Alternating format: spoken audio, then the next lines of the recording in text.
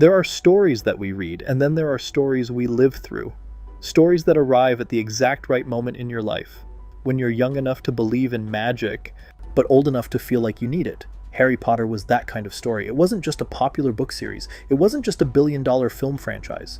It wasn't just a cultural trend. It was a phenomenon, a movement, an experience. And for millions of people, it was the first time a fictional world didn't feel like fiction at all. It's strange to think now, looking back with adult eyes, just how much Harry Potter took root in our everyday lives. It wasn't just something we consumed, it became part of the fabric of who we were growing up. It was the midnight book releases with kids dressed in robes and lightning bolt scars. It was the line outside the movie theater, the heated debates over house allegiances, the which character are you quizzes on early internet forums, and the constant hope that maybe, somehow, an owl had just gotten lost on its way to your house. It was our childhood, our adolescence, and in many ways, the first story we ever grew up alongside. This video is a complete deep dive into all of it, not just the plot lines or the timeline, but the full cultural weight of what Harry Potter became. We'll move in chronological order, tracing the story's arc across 7 books, 8 films, 8 major tie-in video games, and the entire wave of creative and commercial output that grew around it. But we'll also go beyond the surface. We'll explore how the characters evolved over time, how the tone matured alongside its audience, and how the world itself expanded far past the boundaries of the original text. This isn't just a summary, this is a forensic look at the why it worked, why it resonated, why it still matters, and we won't shy away from what came later. The complicated legacy, the author's controversial presence, the critical reevaluations, the debates over how we separate art from creator, nostalgia from truth. Because part of what makes Harry Potter worth revisiting in this way is the complexity of that legacy. It's not neat, it's not clean, but that doesn't make it any less meaningful.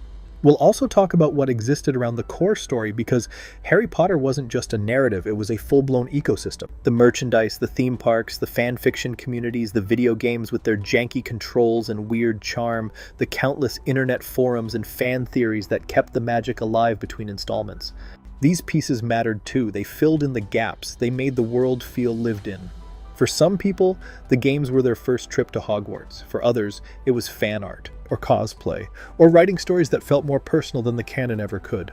This retrospective is about all of it, the magic, the mess, the brilliance, the burnout. We'll talk about the casting choices that shaped a generation, the directors that left their mark, the ways each film approached the source material, what they kept, what they cut, what they reimagined. We'll dig into the tone shifts, the visual identity of Hogwarts, the increasingly complex morality at the heart of the books. We'll spend time in the margins too, in the behind-the-scenes documentaries, the interviews, the studio decisions, the fan reactions. Every step of the way, we'll follow how this franchise grew, not just in popularity, but in purpose. Because Harry Potter wasn't just a fantasy series about magic and monsters. At its core, it was about loneliness, about friendship, about bravery and trauma and choices and the gray area between right and wrong. It was about finding your place in a world that doesn't always make sense. And no matter what age you were when you found it, you probably felt like some part of it, whether it was Harry's pain, Hermione's intelligence, Ron's insecurity, or Luna's strange, unwavering kindness spoke to you. And now, years later, we return to it with new eyes. We know more now about the industry, about the author, about ourselves. But that doesn't erase what it meant then. It just changes the lens through which we examine it. And that's what this video is. Not a defense, not a takedown, but a sincere and complete retrospective. An exploration of a story that defined a generation, grew up with its audience, and continues to evolve even now, long after the final spell was cast. This is the magic that grew with us.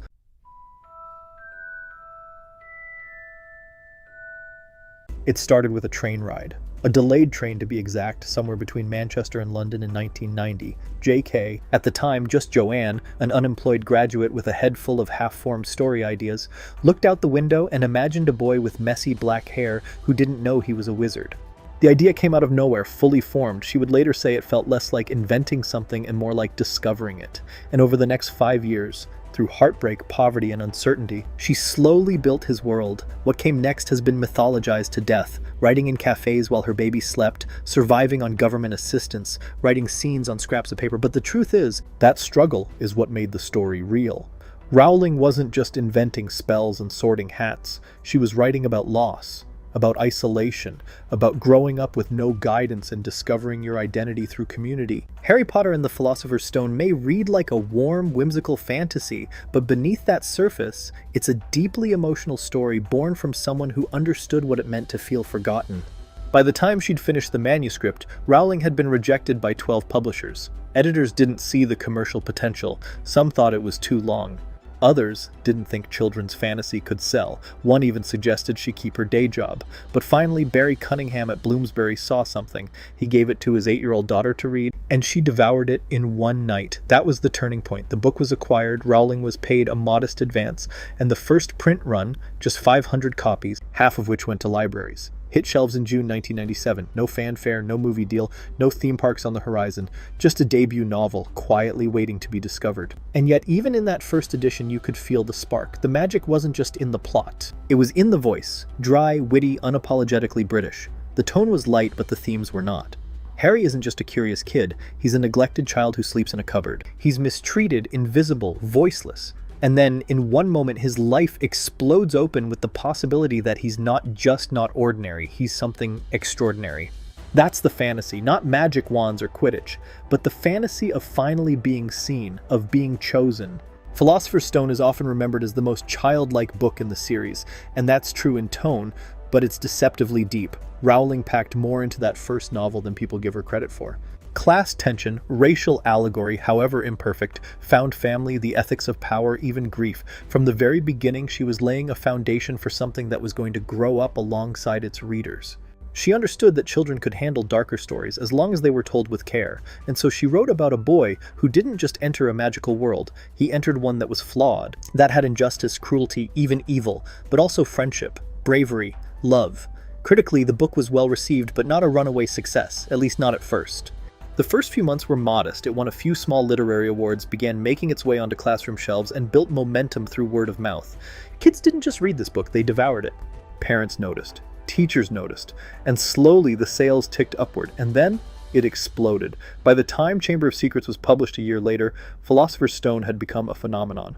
Scholastic bought the US rights for what was then an eye-popping $105,000 and renamed it Sorcerer's Stone for American audiences. Suddenly, the boy with the lightning scar wasn't just a literary character, he was everywhere. And unlike most trends, this wasn't driven by advertising or celebrity endorsements. It was driven by kids. Pure, unfiltered enthusiasm. Harry Potter was the book in classrooms, in backpacks, at sleepovers. It crossed age brackets, reading levels, and borders. It was more than a bestseller. It was the kind of cultural wildfire that publishing rarely sees more than once in a generation. What's most striking looking back is how small it all began. A single manuscript, a single editor, a single child saying, "I loved it." And from that seed, a universe bloomed, one that would go on to dominate not just literature, but film, gaming, merchandise, and collective memory. Philosopher's Stone didn't just introduce us to a boy wizard. It introduced us to a world and to a feeling. That feeling of stepping into something bigger than yourself, of discovering magic for the first time. That feeling would follow us for years.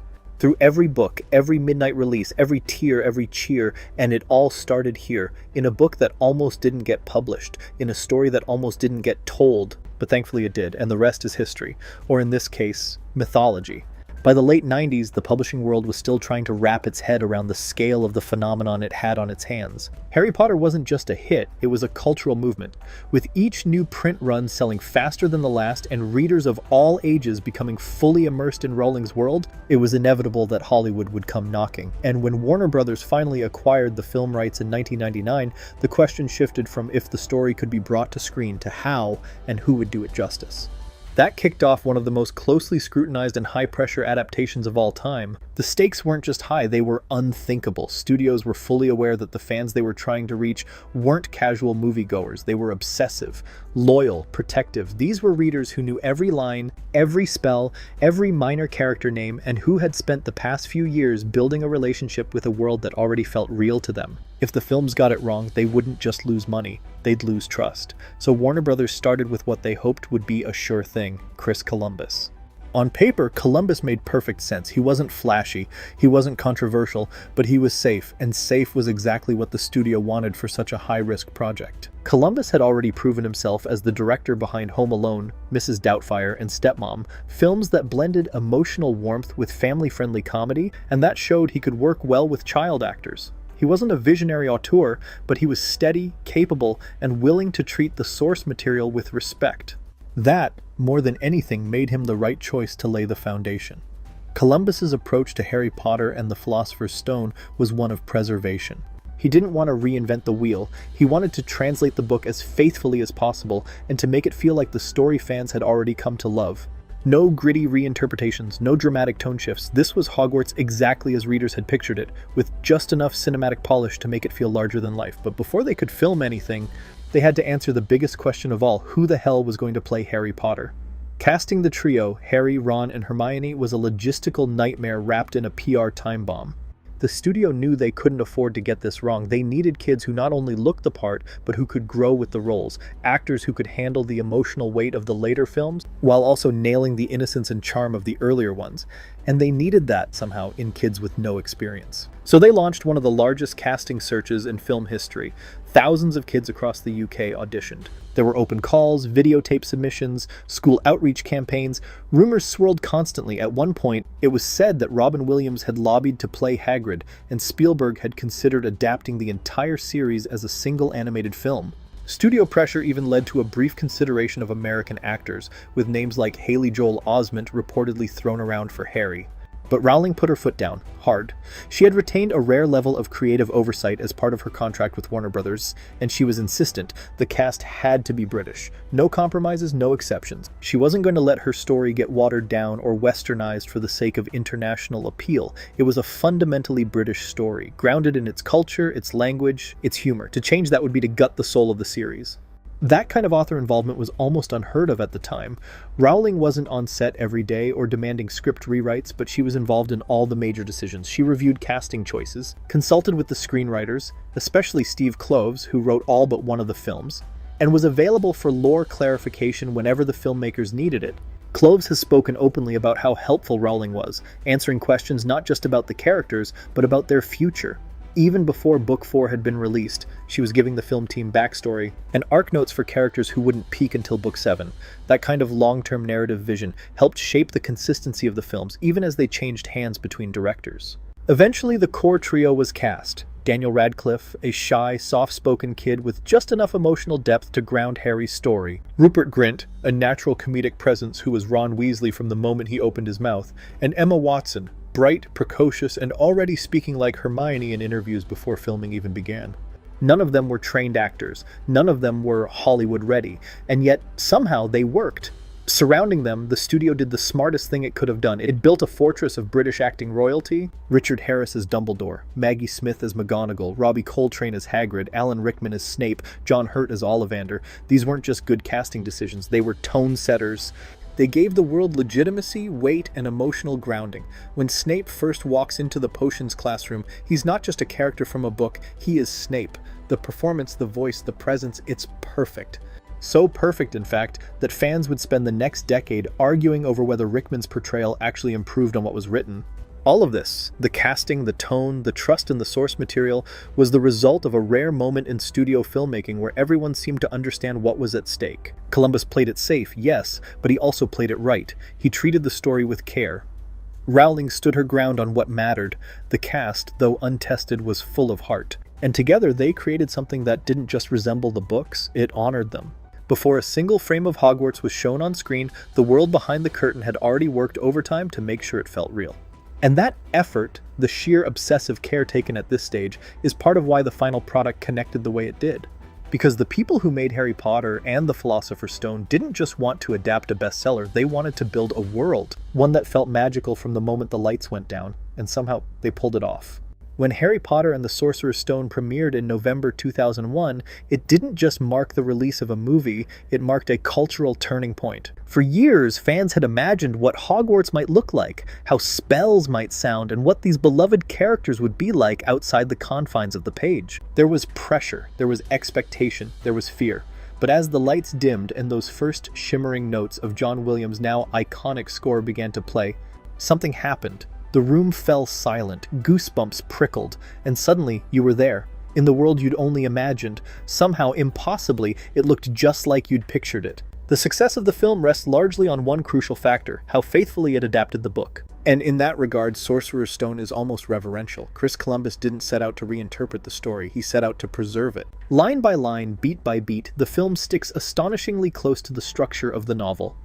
From Harry's miserable life at Privet Drive to the moment he boards the Hogwarts Express, the journey unfolds with a near literal translation. Important scenes, the Sorting Hat, the troll in the dungeon, Norbert the Dragon, the Mirror of Erised, even the logic puzzle guarding the Sorcerer's Stone, are all present, largely intact, and handled with a kind of wide-eyed sincerity that mirrors the tone of the book. For fans of the series, especially younger readers, this wasn't just satisfying, it was validating. It proved that the story they had fallen in love with could exist on screen without being broken down or Hollywoodized. There were changes, of course, some compressions, some simplifications, but nothing that betrayed the heart of the story. In fact, Sorcerer's Stone may be one of the most faithful big-budget literary adaptations ever made, and in doing so, it established something more important than any single scene: trust. Trust between the filmmakers and the fans. Trust that this series was in good hands. That trust extended to the way the world itself was built. The set design in particular is nothing short of extraordinary. Hogwarts feels real. It doesn't feel like a soundstage or a digital backdrop. It feels ancient, mysterious, and alive. The stone corridors are cold and echoing, the moving staircases are disorienting and magical, and every classroom feels like it's been around for centuries. Production designer Stuart Craig, who would go on to design all 8 films, created something timeless. Even the small details, wood-carved banisters, stained glass windows, shifting portraits, contribute to the sense that Hogwarts is a place with history and weight. The special effects, while dated in spots today, were groundbreaking for the time and surprisingly well integrated with the practical sets. Fluffy, the 3-headed dog, was terrifying. The troll fight was tense and chaotic. The Quidditch match, though undeniably a product of early 2000s CGI, still managed to feel exhilarating. Spells sparkled with real energy, enchanted objects moved with a charming clunkiness, and magical creatures came to life in ways that pushed the limits of the technology available. But perhaps more than anything else, it's the music that gives the film its soul. Hedwig's theme, composed by John Williams, isn't just a good film score, it's a cultural landmark. The first few notes on the Celesta are all it takes to pull you back. That sense of wonder, of mystery just around the corner, of childhood itself. Williams infused the score with whimsy and grandeur, melancholy and magic. It elevates every scene it touches, from the sweeping shots of the castle to the quiet moments of reflection, and it sets the emotional tone for the entire franchise.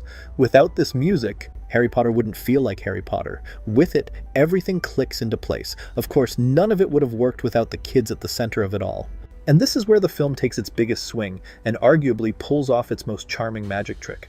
The child acting, to be blunt, is rough in places. Lines are delivered a little too loudly. Expressions occasionally feel forced, and there are more than a few moments where you can see the young cast still learning how to be comfortable on camera. But there's a kind of raw honesty in that, a sincerity, and that sincerity is what makes it work. Daniel Radcliffe may not have had range in this first outing, but he was Harry. The quietness, the uncertainty, the occasional glimmer of wonder, it was all there. Rupert Grint, as Ron, brought the kind of goofy warmth that made every line of comic relief feel earned. And Emma Watson, over-enunciating every syllable like her life depended on it, embodied Hermione's perfectionism with uncanny accuracy. These weren't polished performers, but they felt real, and when you're building a magical world, sometimes real is more important than perfect. That authenticity gave the film its charm. It's not just the magic or the sets or the score, it's the awkward line readings, the oversized robes, the childlike sense of awe in every scene. Watching Sorcerer's Stone isn't just watching the beginning of a story, it's watching the beginning of a generation growing up. You can feel it in the performances, in the filmmaking, in the pacing. Everything is tentative, careful, full of wonder, and that gives it a kind of emotional weight that's hard to explain unless you were there for it. And that's where the nostalgia hits hardest. This film, more than any other in the series, captures what it felt like to discover magic, not to fight it or question it or lose it, but to see it for the first time. Hogwarts wasn't just a setting, it was a promise, a place that could be real if you believed hard enough. Watching it all unfold, the Great Hall, the Sorting Hat, the train station barrier, the Forbidden Forest, was like being handed the keys to a dream you didn't know you'd been waiting to enter. Harry Potter and the Sorcerer's Stone is not the best film in the franchise. It's not the darkest or the most technically impressive, but it might be the most important, because it built the world, it opened the door, and it made us believe, just for a little while, that magic was real, not just on screen, but in us. If reading the books felt like being invited to Hogwarts and watching the films felt like seeing it for the first time, then playing the Harry Potter and the Philosopher's Stone video game was your first real chance to actually walk through it. Released in 2001 alongside the film, this game was every bit a product of its time. Buggy, blocky, and stiff in all the ways early 2000s 3D games tend to be. But for the kids who played it, it was nothing short of magical. This wasn't just another movie tie-in. It was, for many fans, the first time they got to step into the wizarding world. Developed and published by EA, the game was released across a variety of platforms, and each one was basically its own unique version. The PC edition, the PlayStation 1 game, and the Game Boy titles didn't just look different, they played completely differently, were built by different teams, and told the story in their own chaotic ways. But the most memorable version by far, the one burned into the minds of an entire generation of fans, was the PlayStation 1 version. Let's not sugarcoat it, this game was janky. The character models were deeply cursed. Hagrid, in particular, looked like a Minecraft fever dream. The controls were floaty and unresponsive, and the platforming was the kind of nightmare that made kids scream at their CRT TVs. Harry often slipped off ledges like he was standing on butter. The camera had a mind of its own. The voice acting felt like it was recorded in a school hallway by a group of disinterested drama students. And yet, it worked. Somehow, despite the technical limitations and the rough edges, it captured the feeling of Hogwarts in a way that was surprisingly powerful. That feeling came from something early 2000s games had in spades: atmosphere. Everything about this game was designed to make Hogwarts feel massive, mysterious, and alive. There were secret rooms hidden behind portraits. There were spells you had to learn in class and then use in practical scenarios. There were beans to collect, ghosts to chase, and corridors that led to rooms that served no real gameplay function other than existing. And in an era where most games held your hand and funneled you from cutscene to cutscene, Philosopher's Stone felt open, even if it technically wasn't. It rewarded exploration, and it gave you the illusion of freedom. For a kid, that was everything. And then there was the music, a criminally underrated part of the game's success. The soundtrack wasn't lifted directly from John Williams' film score, but was composed specifically for the game. And it slaps. The music is eerie, enchanting, and immersive in a way that genuinely elevated the entire experience. Walking through the dark halls of the castle with those twinkling piano notes or tense string flourishes in your ears made the world feel alive, even if you were surrounded by polygons and jagged staircases. It didn't matter that the spellcasting was just spamming flipendo into the void. The vibe was there. This was also the first time you could explore Hogwarts on your own terms. You weren't following a camera through someone else's vision. You were in control. Even if the levels were linear, even if the movement was clunky, there was a kind of magic in simply being there. In walking through the common rooms, sneaking through the library, climbing staircases, and attending classes. You weren't just watching Harry go to Hogwarts, you were Harry, casting spells, unlocking secrets, getting caught by Filch, failing jumps and trying again. It wasn't polished, but it was personal. And sure, the game had its flaws. The mechanics could be frustrating, the graphics haven't aged well, the story was told through stiff cutscenes and even stiffer animations. But when people talk about this game now, they don't talk about the bugs, they talk about that first time they walked into the Great Hall. That first time they heard the music swell, that first time they opened a hidden door and thought, maybe I'm the only one who found this. Because for all its technical shortcomings, the game did something that not every adaptation manages to pull off. It felt like Hogwarts. That's not a small thing. That's not something you can just program. You can have the best graphics in the world, the most fluid combat system, the most cinematic cutscenes, and still miss the feeling. But this game, for all its jank and awkwardness, nailed it. It gave players the chance to live the world, not just watch it, to be inside the castle's walls, to wander through its shadows, to feel, if only for a few hours, like they really were a student at Hogwarts. And in the end, that's why it's remembered so fondly, not because it was perfect, but because it was magical. In the most early 2000s polygonal bean collecting way possible, it brought the dream to life. It let us be there, and if you were lucky enough to play it back then, you know exactly what I mean.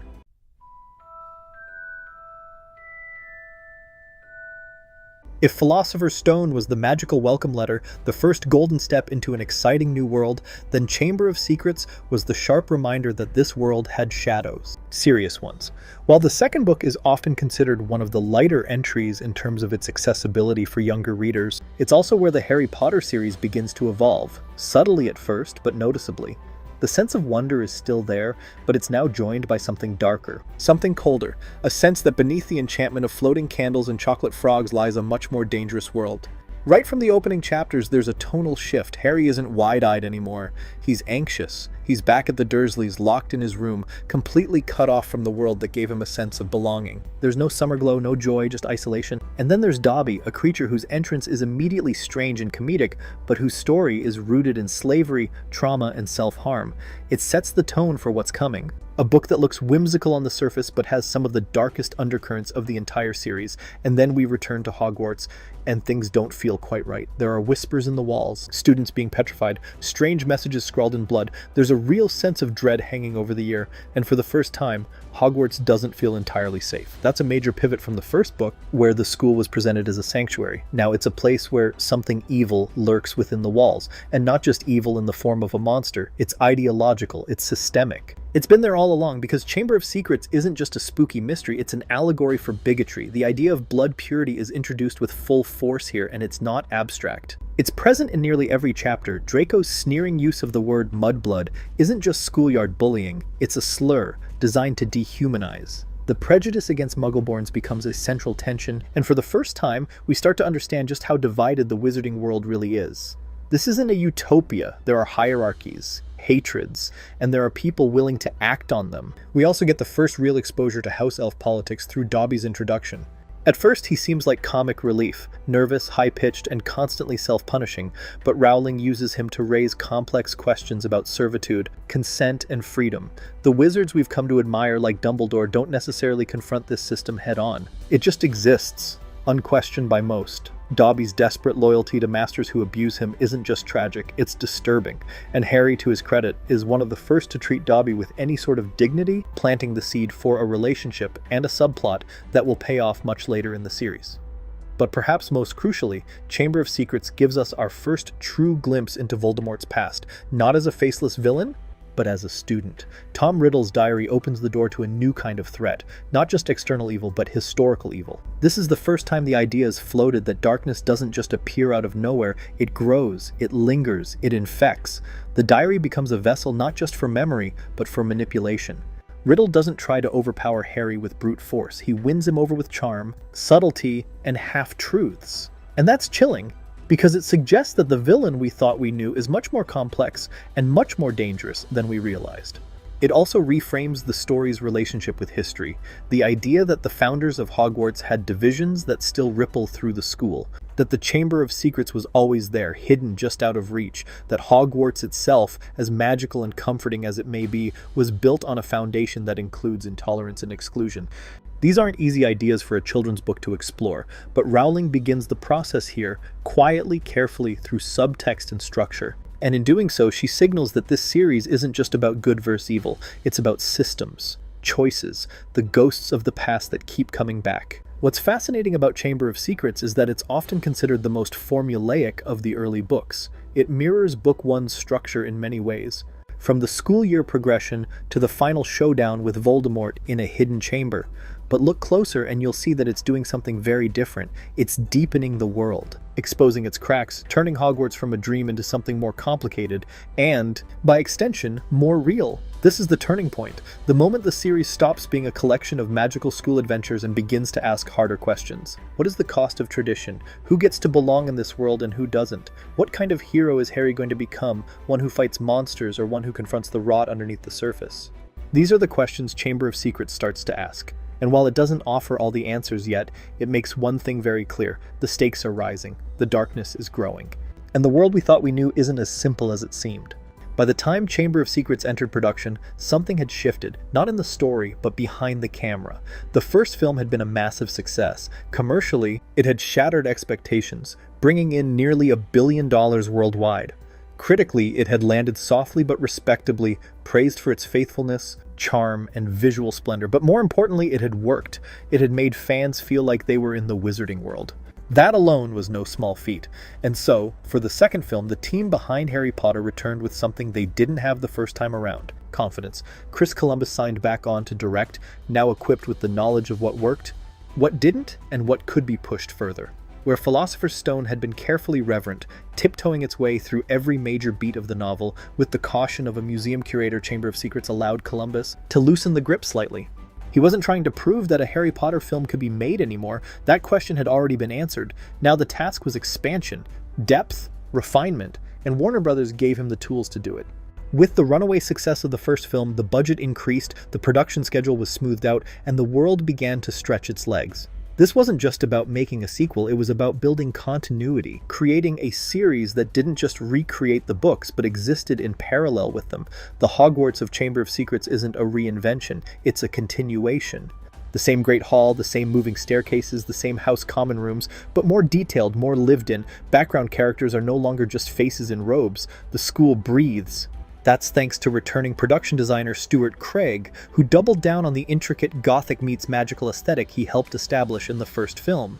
Now that the foundational sets were built, he was free to expand them, to flesh out the visual language of the world in ways that didn't just serve one film, but the entire series to come. The Chamber of Secrets itself, for instance, is a staggering piece of set design, equal parts ancient temple, snake shrine, and eerie underground tomb. It's dramatically different in tone from any location in the first film, and it makes a statement. The wizarding world has history, mythology, horror.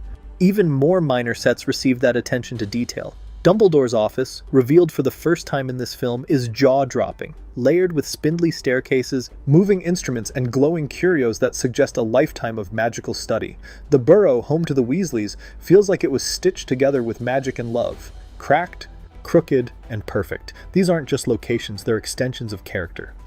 The sets in Chamber of Secrets do more than set the stage. They tell the story. And then there's the tone. Columbus, despite his famously warm, family-friendly style, leaned just a little darker in his direction this time around. He let the camera linger a bit longer in the shadowed corners. The pacing allowed for more tension to build. The mystery, students being attacked, the whispers in the walls, had actual suspense to it. And with the world now feeling more grounded, the danger felt more real. It didn't have to scream, it just had to simmer.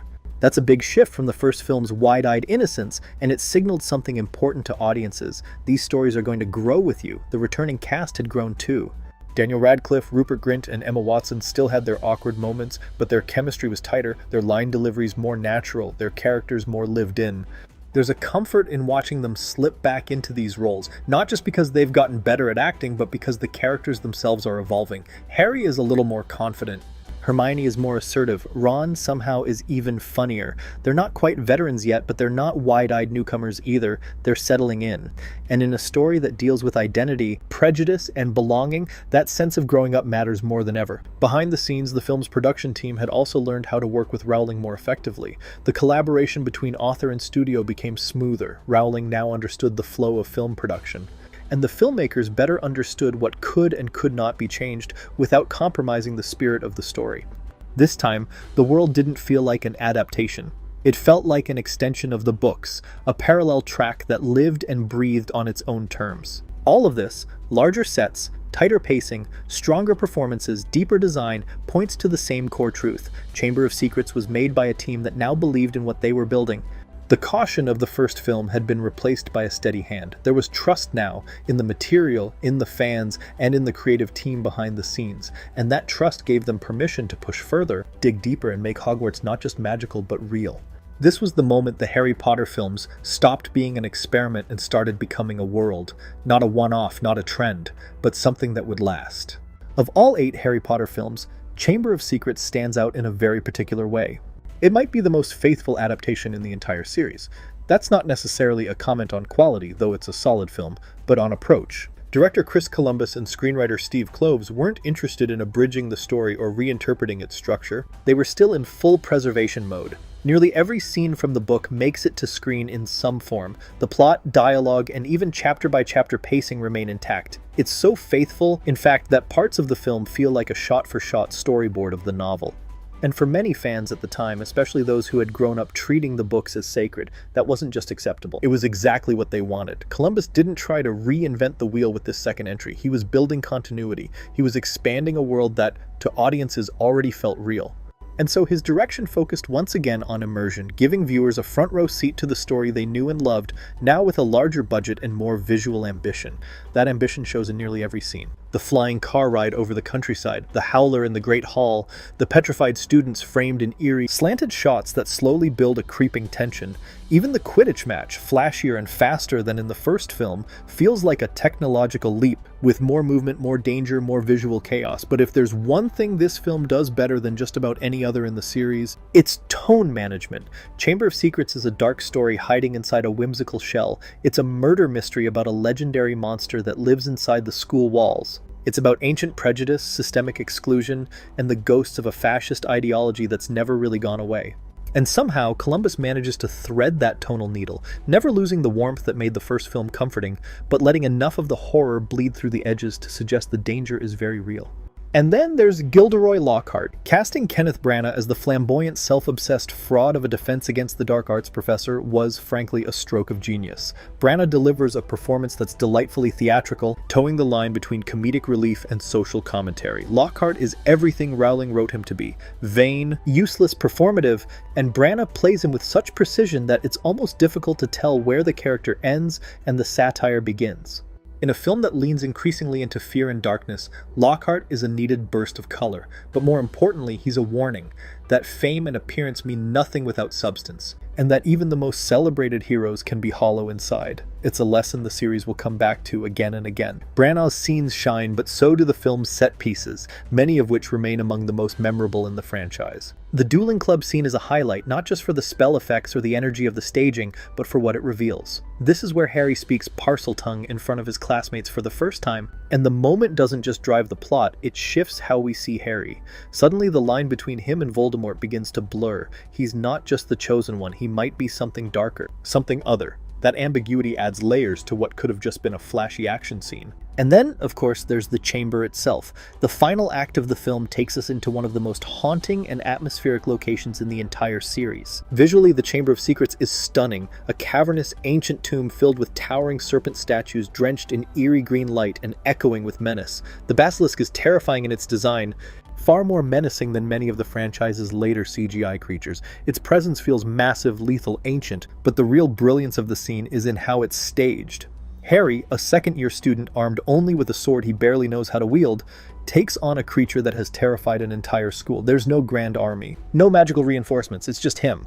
That intimacy, that sense of Harry having to face darkness alone, is key to understanding the emotional arc of the series. He's not a superhero, he's not fearless. He's a kid who's been handed responsibility he didn't ask for, and he rises to it anyway. And the film captures that.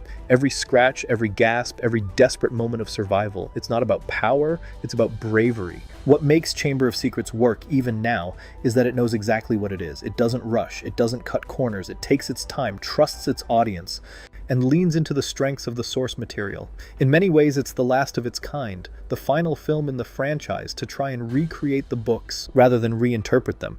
Later directors would bring bolder styles, more dramatic changes, and deeper emotional nuance. But Chamber of Secrets is pure, it's earnest, and while that might make it feel a little long or overly faithful in places, it also makes it a deeply satisfying adaptation for fans. It feels like opening the book again and watching the pages come to life, not just visually, but emotionally. It reminds us that the world of Harry Potter isn't just magical because of spells or flying brooms. It's magical because of the people in it, their flaws, their fears, their courage. And in this film, those elements shine. Whether you're watching the shadows shift in Moaning Myrtle's bathroom or the sword of Gryffindor gleam in the light of the chamber, you're reminded that this isn't just a fantasy, it's a world worth believing in, even when the monsters start to show their teeth. If the Philosopher's Stone game felt like a janky but charming experiment, Chamber of Secrets was where it all started to click. Released in 2002 alongside the film, the second major Harry Potter video game wasn't just a sequel, it was a genuine level up. More ambitious, more polished, and infinitely more immersive, Chamber of Secrets delivered something that fans had only dreamed of during those awkward Flipendo-heavy hours on PlayStation 1, an actual, playable living Hogwarts. And for many fans, this game remains the defining magical gaming experience of the entire pre-Legacy era. What made this game stand out wasn't just its improvements in graphics or performance, though those were obvious upgrades, it was the sheer scope of the world. For the first time, Hogwarts felt open. It was no longer just a series of disconnected hallways, rigid level design, or scripted sequences. Now it was a school, a place, a sandbox. You could roam the courtyards, sneak into classrooms, unlock hidden passageways, and explore dormitories and towers that had no relation to the main story. There was a day-night cycle, there were secrets everywhere, and it rewarded curiosity in a way few licensed games ever did. For fans who had grown up wishing they could go to Hogwarts, this was the closest they had ever been. That freedom of movement extended to activities beyond the main quest. There were side missions, like collecting trading cards or helping out fellow students. There were Quidditch mini-games, which, while still a little floaty by modern standards, felt like an enormous step forward from the awkward on-rails sequences of the first game. The flying mechanics were smoother, the matches had actual stakes, and the broom controls were responsive enough to feel exciting without being frustrating. For the first time, Quidditch felt like an actual sport, not just a cutscene with a button prompt. But perhaps the most groundbreaking addition was the spellcasting system, which was now more interactive and diverse. Spells like Alohomora, Lumos, Scourge, and Diffindo weren't just names on a HUD. They each had specific uses tied to puzzles, challenges, and secret areas. Learning spells in class was now a playable event, involving reflex-based mini-games or glyph tracing, and then those spells became your tools to unlock the world. The game taught you how to think like a wizard, to experiment, to try things. See a strange tapestry? Maybe you can slice it open, hear a ghostly whisper, maybe a light spell will reveal a hidden path.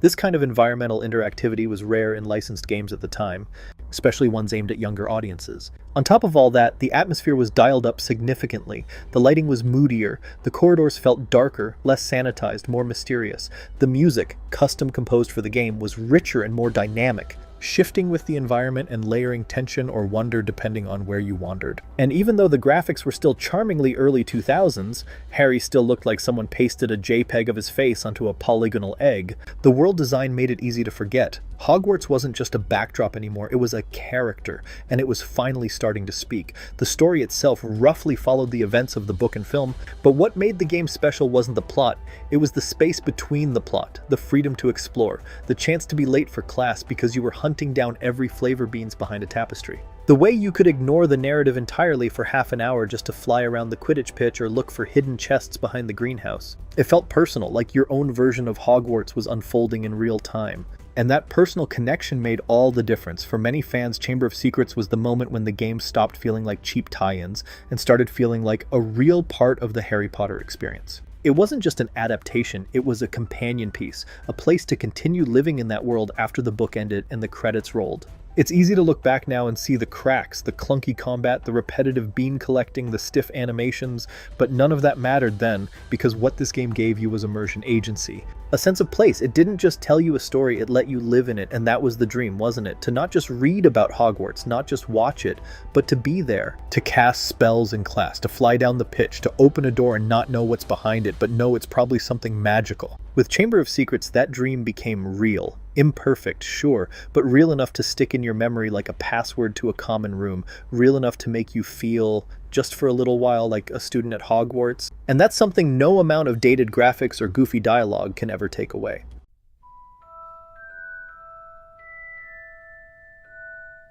If the first two books were about wonder and discovery, Prisoner of Azkaban is where the series begins to truly grow up. It's the pivot point, the moment the narrative stops holding your hand and starts asking you to read between the lines. There's no final battle with Voldemort, no basilisk, no climactic duel to the death. And yet, somehow it might be the most emotionally resonant book in the entire series. Because for the first time, the central conflict isn't about survival, it's about understanding, identity, trust, memory. Prisoner of Azkaban is where the wizarding world starts to reveal its emotional complexity, and Harry, along with the readers, has to learn that not everything is as simple as good and evil.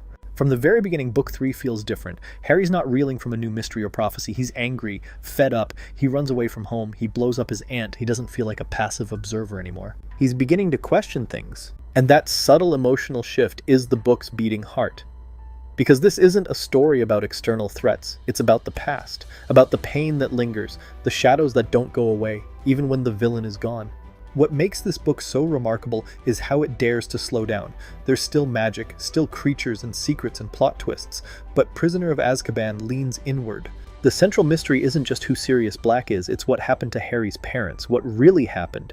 It's about the people who were there that night, the betrayals, the friendships, the fallout. We're introduced to the Marauders, James, Sirius, Lupin, and Peter, not just as side characters, but as a generation, a group of young men who were once as close as Harry. Ron and Hermione are now, and who were torn apart by fear, war, and mistrust. And that idea that your heroes can disappoint you, that your idols have blood on their hands, that history is messy, that's what sets this book apart. It's no longer a story about innocence, it's a story about loss. About trying to reclaim something that was taken from you only to realize it may never be fully whole again. At the center of it all is Sirius Black, introduced not as a character but as a threat, the escaped convict, the man who supposedly betrayed Harry's parents, the looming figure in the shadows. But Rowling smartly spends most of the book letting us fear him before letting us know him. And when the truth finally breaks through, the story flips on its head. Sirius isn't the villain, he's the last piece of family Harry has left. The reunion doesn't feel like a twist, it feels like catharsis, and yet it's fleeting, tragic, because Harry doesn't get the family he deserves, not yet. He only gets the hope of it, and that might be even more devastating. Then there's Remus Lupin, perhaps the most beloved and quietly heartbreaking character in the series. He's not flashy, he's not powerful, he's kind, wounded, quietly brilliant. He becomes the first adult in the series who treats Harry not as a child or a savior, but as a person. He teaches him how to fight, not just physically, but emotionally, how to confront fear, how to protect himself. And yet Lupin too is marked by trauma, poverty, prejudice. The fact that Rowling used lycanthropy as a metaphor for stigma, whether it's disease, poverty, or identity, isn't subtle, but it's effective. Lupin's presence in this book is proof that the wizarding world, while magical, is also deeply flawed. And that's one of the things Prisoner of Azkaban does best. It shows us the cracks. The Dementors aren't just scary creatures, they're government-sponsored nightmares, deployed to guard children. They don't protect, they terrorize. Their effect on Harry isn't just plot relevant, it's symbolic. He feels them more than others because he's experienced more loss, more fear. The fact that happiness is literally sucked out of you by these creatures is one of the darkest metaphors Rowling ever explored, and it lands. And then, of course, there's the time travel, a tricky narrative device and one that's often misused in fiction, but here it's done with elegance and purpose. The time turner sequence isn't about spectacle, it's about perspective. Seeing the same events unfold from a new angle, understanding your own role in your story. Saving Buckbeak isn't just about justice, it's about changing the ending, taking control of something that once felt inevitable. And in a book where so many characters are stuck in the past, that ability to change something is quietly revolutionary. Beyond all of that, Prisoner of Azkaban is also a masterclass in tone. It's still a middle-grade fantasy novel, but there's a melancholy that runs through every page. A sense that childhood is starting to slip away. The jokes are still there, the classes still happen, but everything feels heavier. The weather is darker, the stakes feel personal. There's no Voldemort behind the curtain, no giant battle at the end, just a boy learning how much the world has already taken from him, and how much more it could still take. This is the turning point, not because the story gets darker, but because it gets deeper, because Harry starts to carry more than just the burden of prophecy. He starts to carry grief, anger, hope, and because we, as readers, start to realize this isn't just a story about defeating a villain, it's a story about surviving the things that happen in between. Prisoner of Azkaban is where the Harry Potter series becomes something more. It's not just fantasy, it's not just magic, it's human, messy, complex, and from this point forward nothing is ever quite the same. If Prisoner of Azkaban was the turning point for the books, then Alfonso Cuarón was the turning point for the films.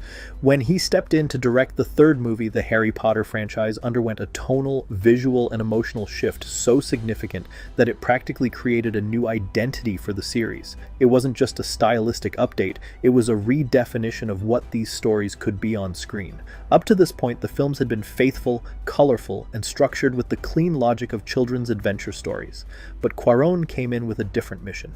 He wasn't just adapting a book, he was shaping a coming-of-age film, and he treated the world of Harry Potter accordingly. Cuarón was, at the time, a bold and unexpected choice. Known more for intimate, character-driven films like Y Tu Mamá También, he didn't have the blockbuster pedigree that Columbus had brought to the table, but that's exactly why Warner Brothers brought him in. With the story getting darker and more mature, they needed someone who could lean into the emotional depth of the material, not just the magic. And from the first frame of the film, his fingerprints are all over it. One of the most noticeable shifts came in the costume design. Gone were the perfectly pressed Hogwarts uniforms worn at all times. Under Cuarón, the characters started dressing like real teenagers. Ron wears ratty hoodies. Hermione's hair is frizzed and unstyled. Harry wears clothes that feel oversized, mismatched, lived in.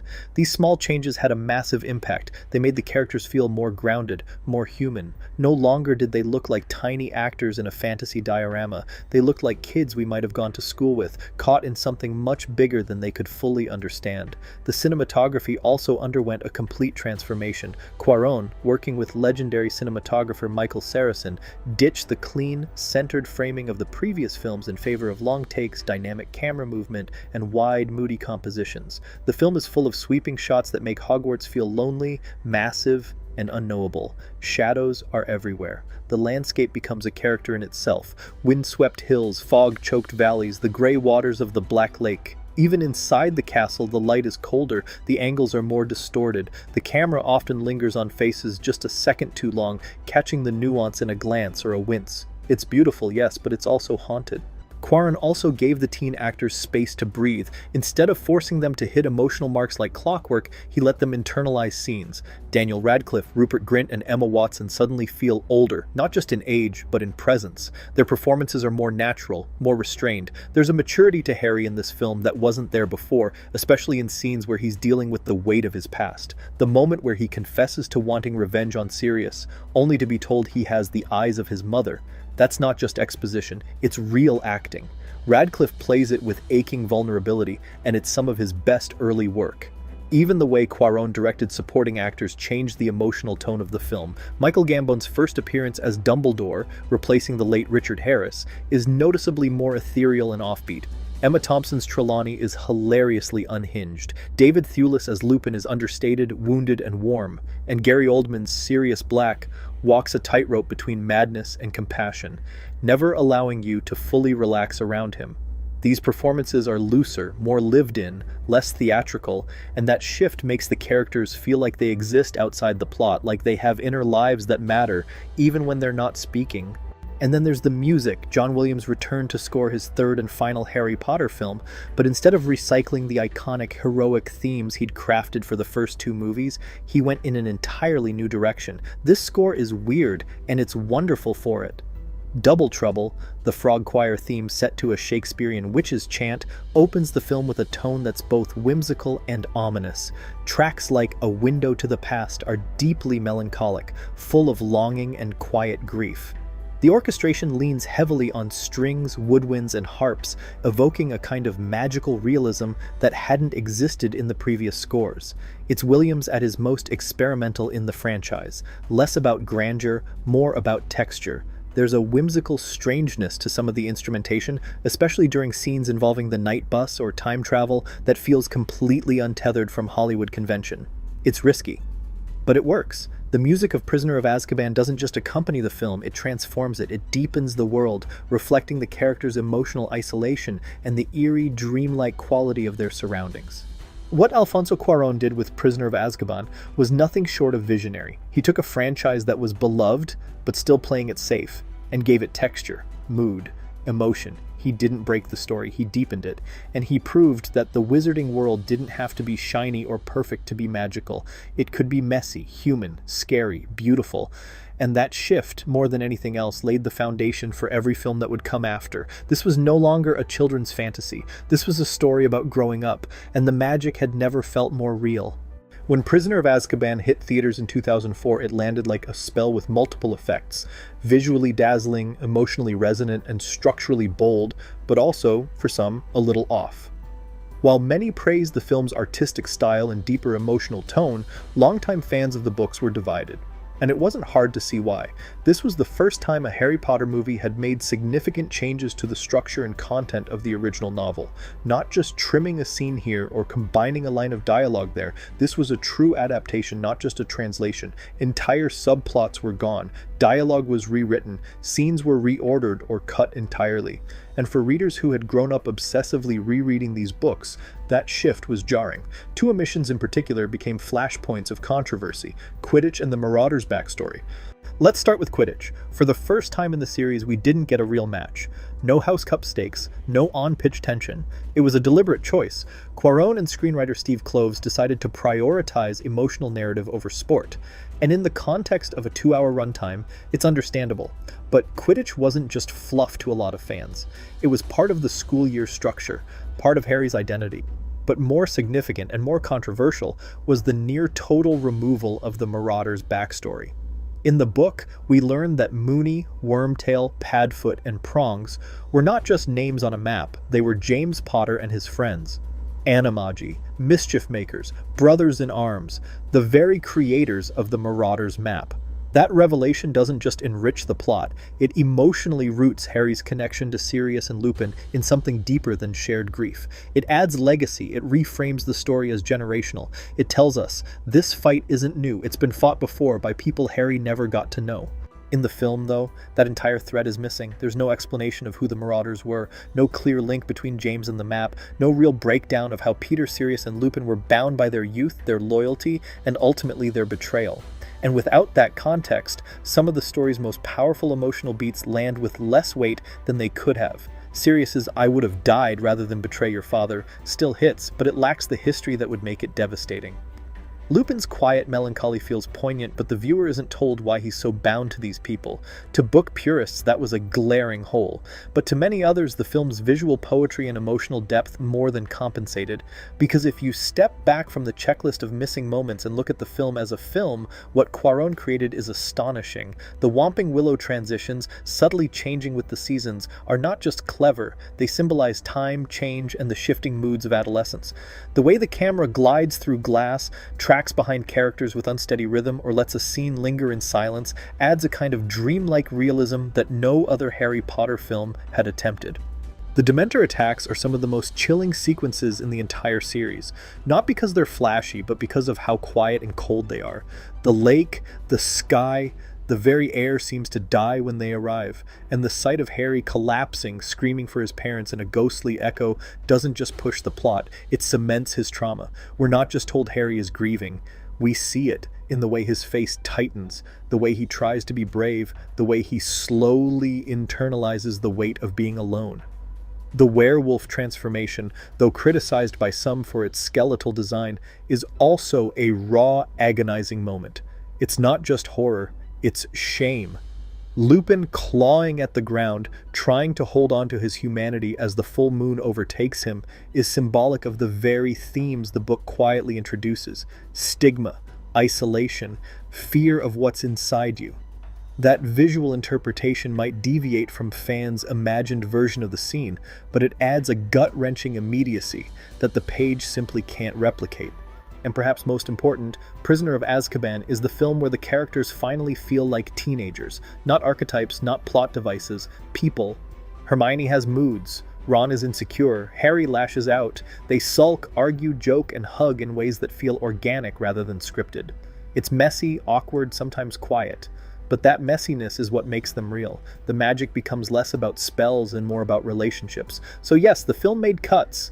Big ones. Yes, it disappointed fans who wanted every breadcrumb of lore brought to life, but what it gained in the process was a level of emotional maturity and visual artistry that elevated it beyond just a children's film. It was no longer about checking boxes from the book, it was about telling a story, and it told it beautifully. In hindsight, Prisoner of Azkaban is the film that proved Harry Potter could be more than faithful. It could be cinematic, interpretive, artistic, and even if you disagreed with the choices, you couldn't deny the impact. This was no longer a faithful recreation of a beloved book, this was a film with a soul, and it changed everything. If the first two Harry Potter games were built on a foundation of lighthearted exploration and fairly traditional level progression, then Prisoner of Azkaban marked a significant break in form, a sharp turn towards something more experimental, more cinematic, and far more tailored to the shifting tone of the films. It wasn't just a new coat of paint, it was a rethinking of what a Harry Potter game could be. Much like Alfonso Cuarón's film redefined the visual and emotional language of the series, the Prisoner of Azkaban game became a mirror to that shift, sometimes awkward, sometimes brilliant, but always ambitious. Right from the start, the game feels different. The most obvious and most mechanically impactful change is the introduction of party switching. For the first time, players could take control of all three members of the trio, Harry, Ron, and Hermione. This wasn't just a cosmetic feature. Each character had unique spells and strengths that were required to solve specific puzzles and progress through the game's increasingly layered levels. Harry could fly and access certain areas with Glacius or Expecto Patronum. Hermione had exclusive access to her cat Crookshanks and was the only one who could use spells like Draconophores, while Ron had the ever-entertaining Lumos Duo and, of course, his exaggerated fear of just about everything. This system didn't just diversify the gameplay, it actively encouraged teamwork in a mechanical sense. Players had to think strategically about who to use and when, switching between characters mid-dungeon to activate switches, manipulate magical creatures, or uncover hidden paths. It was one of the first real attempts at translating the narrative dynamic of the trio into gameplay mechanics, and even if it wasn't always smooth, it was a huge step forward in making the player feel like they were part of a group rather than just one chosen protagonist. The game also introduced spell combos and tandem casting, allowing for a level of interaction with the world that had never been present in earlier titles.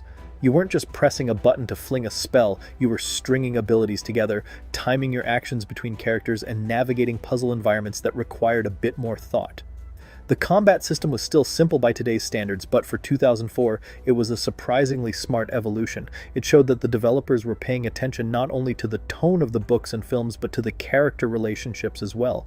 And while the environments were more linear than the semi-open Hogwarts of Chamber of Secrets, they were also far more cinematic. Each level felt like a set piece, with dynamic lighting, moody fog, and a color palette that echoed Cuarón's gray-blue aesthetic. The Hogwarts grounds in particular feel windswept and slightly foreboding, filled with flickering torches and crooked architecture that mirrors the emotional tension of the film.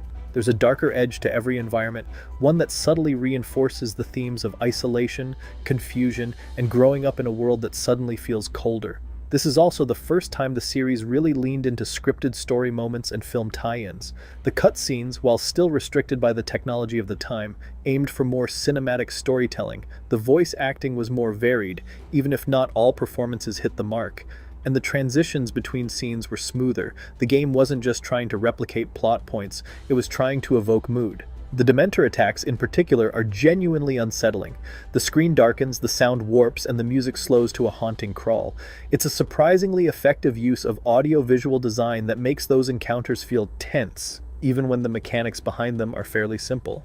But where the game truly shines is in its level design, which often favors clever puzzles and layered exploration over brute force or straightforward objectives. One standout example is the sequence inside the Shrieking Shack, which combines environmental storytelling, character-swapping puzzles, and timed spellcasting in a way that's engaging and thematically rich. Another is the Hippogriff flight segment, less about speed or scoring and more about atmosphere. Flying Buckbeak over the lake isn't challenging, it's beautiful. A moment of calm amidst the darkness. A nod to the more introspective tone the series was embracing. And yet, for all its ambition, this game was also divisive. Some fans missed the sprawling Hogwarts of the previous installment, others found the new mechanics clunky or the shorter runtime disappointing, but in retrospect, Prisoner of Azkaban was a necessary step forward. It wasn't just trying to ride the wave of film hype, it was trying to interpret the story, to reflect the characters' growth, the series' darker themes, and the shifting audience expectations. This was the most different of the early era Harry Potter games, not necessarily the best in terms of polish or scope, but perhaps the boldest in terms of design philosophy. It didn't just want to let you explore Hogwarts, it wanted you to feel what the characters were feeling, the tension, the disorientation, the weight of growing up in a world that doesn't always tell you the truth, and in that sense, it succeeded. It was messy, it was moody, it was ambitious, just like the story it was trying to tell.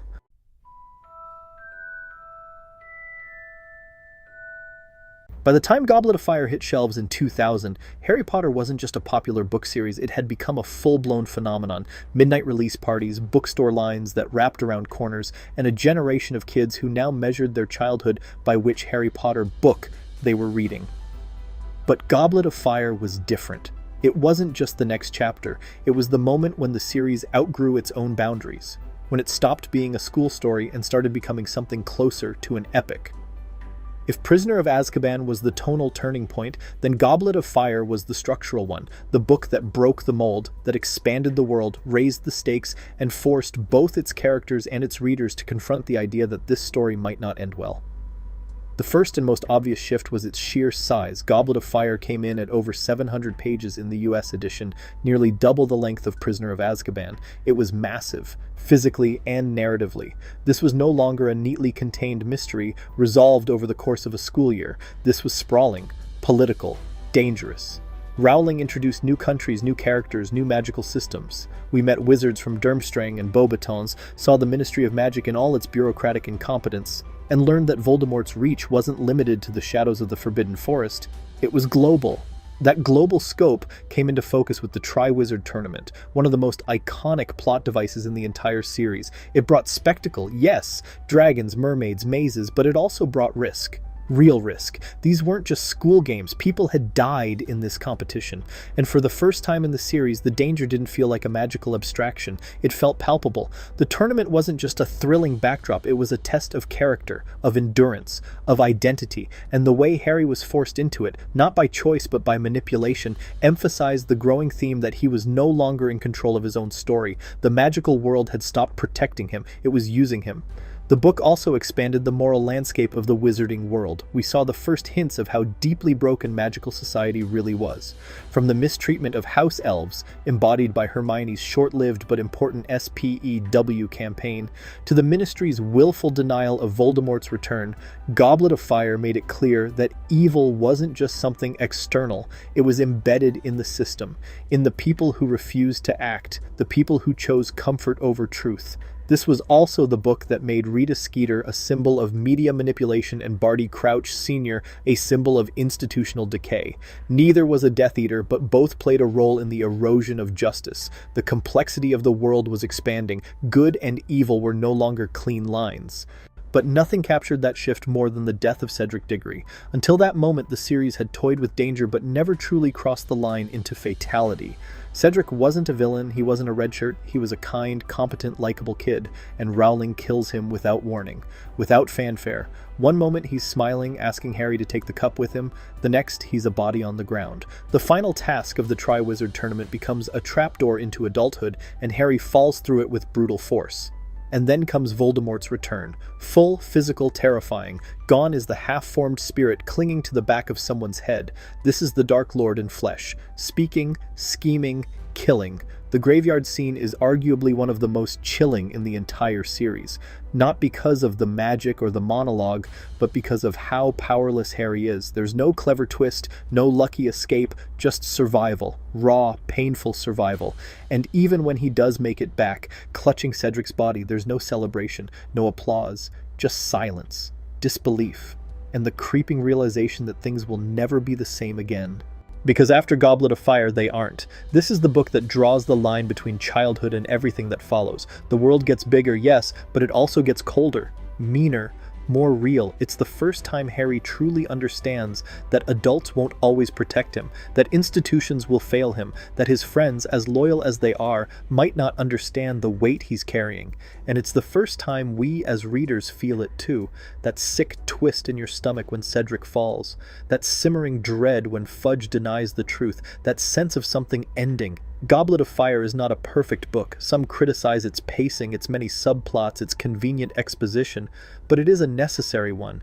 It marks the end of the magical school year formula and transitions us into a larger war story. A political drama, a tragedy. It breaks the world open so it can finally show us what's really at stake. This is where Harry Potter stops being a story about magic and starts being a story about what it costs. The most obvious change under his direction was the tone, or perhaps more accurately the whiplash of tones. Goblet of Fire veers from magical sports pageantry to intimate character drama to full-blown horror, often in the same reel. One minute you're watching the Weasley twins morph into old men, the next you're witnessing the return of Voldemort in a graveyard surrounded by robed cultists. Newell's approach to this challenge was to lean heavily into teen drama, to make the emotional chaos of adolescence the film's anchor point. This was the year of hormones, of school dances, of awkward crushes and jealous outbursts and overgrown hair that obscured entire foreheads. Yes, we have to talk about the haircuts. By now, the cast had aged significantly and the series was no longer able to pretend they were still preteens. But rather than giving them clean visual updates, Newell let the boys' hair grow wild. Harry, Ron, Neville, and the rest of the Gryffindor crew looked like they were all fronting a late 2000s indie rock band. The decision has become legendary in hindsight, memed, mocked, and weirdly beloved by some. It's a time capsule of mid-2000s film aesthetics, for better or worse. But it's also emblematic of Newell's looser, more naturalistic direction. The kids weren't styled to look perfect. They looked messy, hormonal, like actual teenagers fumbling through the most emotionally volatile year of their lives. That realism extended to the performances.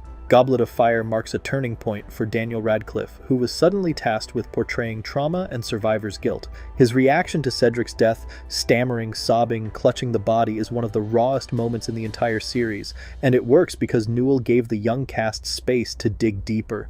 Even if the script sometimes veered into melodrama, "I said I'm fine!" the actors were clearly growing up with the material. The supporting cast also ballooned in size, introducing dozens of new characters, from Victor Crumb to Fleur Delacour, Madame Maxime to Barty Crouch Sr., and most importantly, Brendan Gleeson's iconic turn as Mad-Eye Moody, or rather, Barty Crouch Jr. as Moody.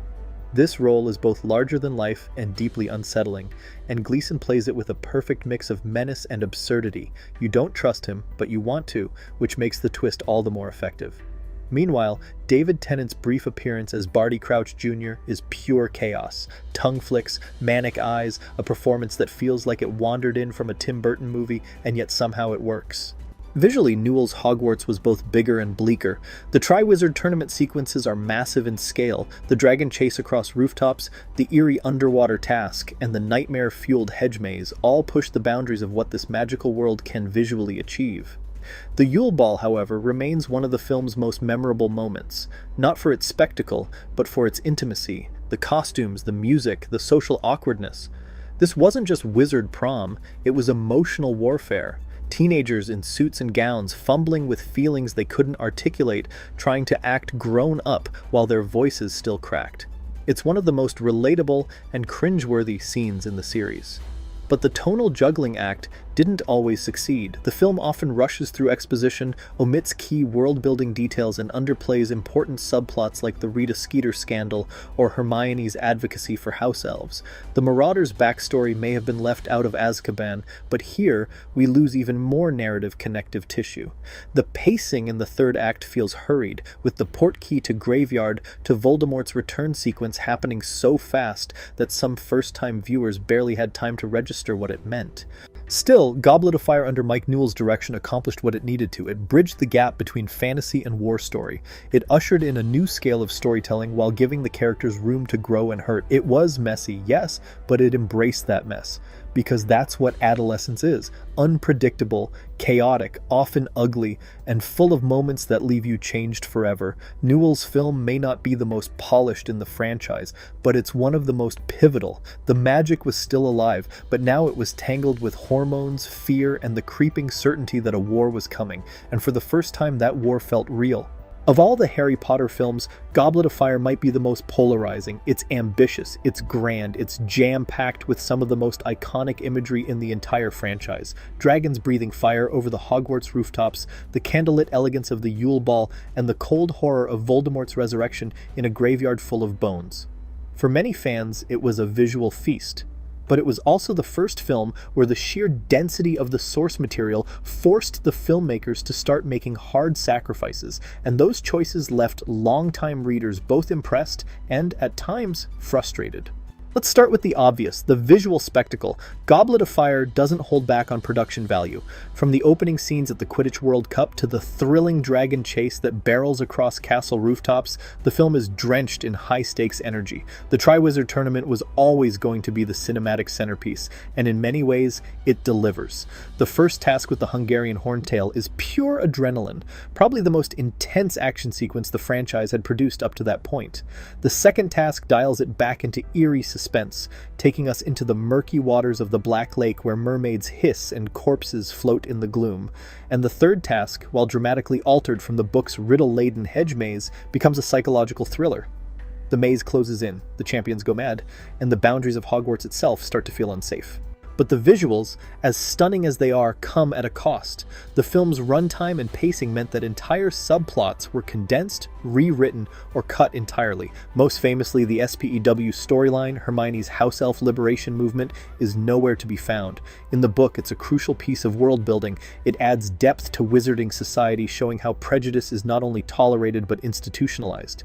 It also develops Hermione's character, giving her a passion project that doesn't revolve around Harry or Ron. In the film, that complexity vanishes. House elves are barely mentioned. Dobby doesn't appear at all. Winky, the disgraced elf loyal to the Crouch family, is omitted completely, despite being a major part of the mystery's unraveling. Another major casualty of adaptation is Rita Skeeter. Played with perfect sleaze by Miranda Richardson, Rita is introduced as a nosy, truth-twisting journalist who weaponizes the media for personal gain. And while her introduction is entertaining enough in the film, her role is severely minimized. Her animega secret? Cut. Her final comeuppance at Hermione's hands? Gone. The larger theme of how public perception and press manipulation distort reality is reduced to a few comedic jabs rather than the biting commentary Rowling embedded in the novel. The result is a character who feels important but functions like a narrative afterthought. This trend of trimming continues across the board. Character arcs are abbreviated, world building is scaled back, and exposition is often rushed.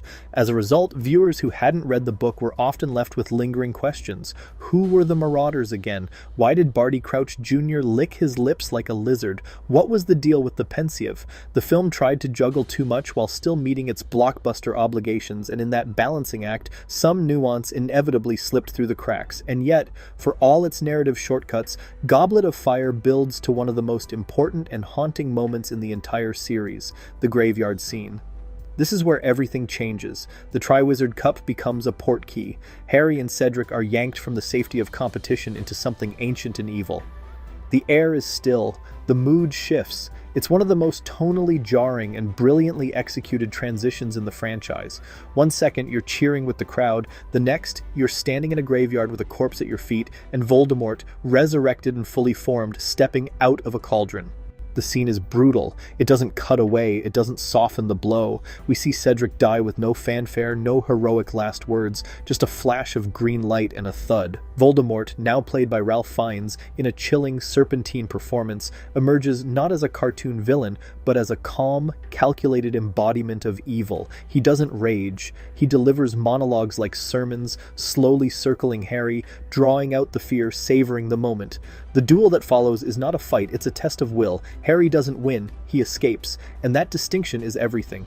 When Harry returns with Cedric's body and the crowd breaks into cheers, unaware of what just happened, the tonal whiplash is devastating. That silence, when Amos Diggory realizes what's happened, when he falls to the ground screaming over his son, that's the moment the franchise grows up. There's no lesson, no silver lining, just grief. And then, almost cruelly, the moment is punctured by the Ministry's denial. Cornelius Fudge refuses to accept Voldemort's return, chooses comfort over truth. And we realize, along with Harry, that the danger isn't just Voldemort. It's apathy. It's cowardice. It's the institutions that are supposed to protect you, looking away when it matters most. So yes, Goblet of Fire condenses. It oversimplifies, it trims lore and skips character depth, but it also delivers one of the most emotionally resonant moments in the entire saga. The graveyard isn't just a set piece, it's a pivot point. After this, the series will never be the same. The story turns a corner, and so do the characters and us. The magic is still here, the wonder, the scale, the visual grandeur, but now there's fear, there's loss, and the comforting illusion that Hogwarts is safe dies with Cedric Diggory. It's hard to overstate how much the Goblet of Fire video game felt like a letdown when it arrived. Not because it was completely broken or hideously ugly or even unplayable. It wasn't any of those things. It was perfectly fine.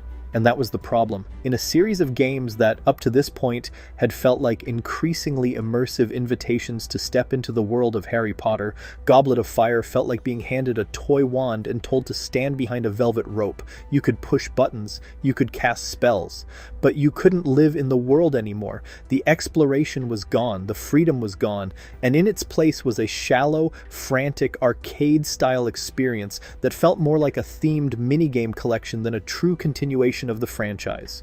For context, Prisoner of Azkaban had made huge strides in player agency, character swapping, individual spell sets, environmental puzzles, moody lighting that mirrored the film's tone.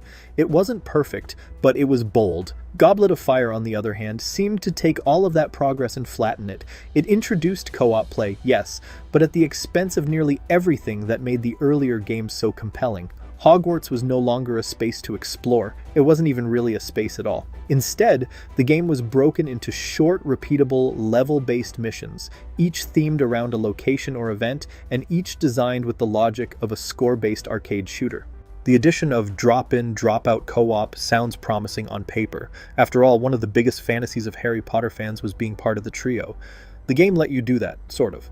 You and up to two other players, or AI companions, could control Harry, Ron, and Hermione, each of whom could cast spells simultaneously to overcome obstacles or fight enemies. And yes, flinging Accio at a heavy object while Ron cast Depulso alongside you had its charms, but in practice the mechanic was clunky, chaotic, and at times downright frustrating. The characters had no meaningful differences. The spellcasting system was reduced to mashing buttons to build up combo meters, and the lack of nuanced control meant that you were often just hammering the same inputs while the screen exploded in particle effects. What's more, the world building that had previously made the games feel so magical was entirely gutted. There was no real Hogwarts to walk through, no hidden passageways, no secret classrooms or fat lady portraits or shifting staircases. The castle was reduced to a menu, an aesthetic, a place you heard about rather than lived in. And for fans who had grown up dreaming of getting their Hogwarts letter, that absence wasn't just noticeable, it was disappointing. Instead, the game leaned hard into its Triwizard Tournament theming, which, again, sounds good on paper. The first task with the dragon, the underwater challenge in the Black Lake, the hedge maze finale, all iconic moments, but each one was executed with the same design philosophy: fast-paced, linear, combat-heavy, and designed for replayability more than immersion.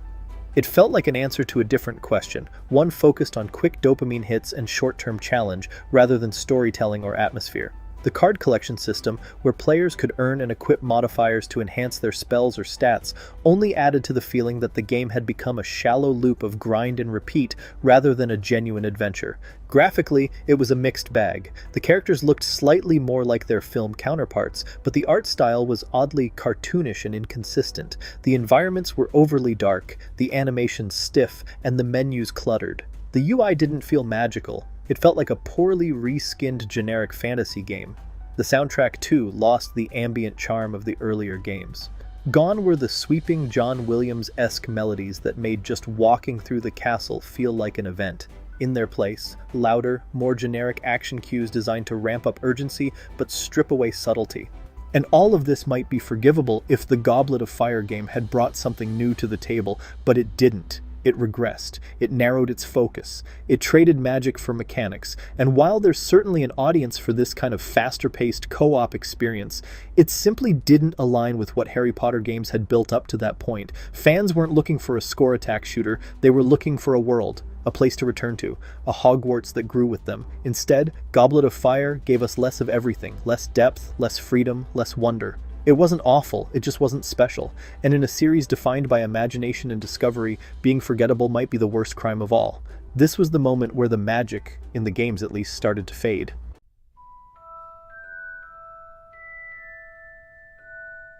If Goblet of Fire was the book that broke the world open, Order of the Phoenix was the book that burned it down. The tone had changed, the war had begun, and for the first time Harry Potter, both the boy and the series, was no longer playing defense. He was fighting back.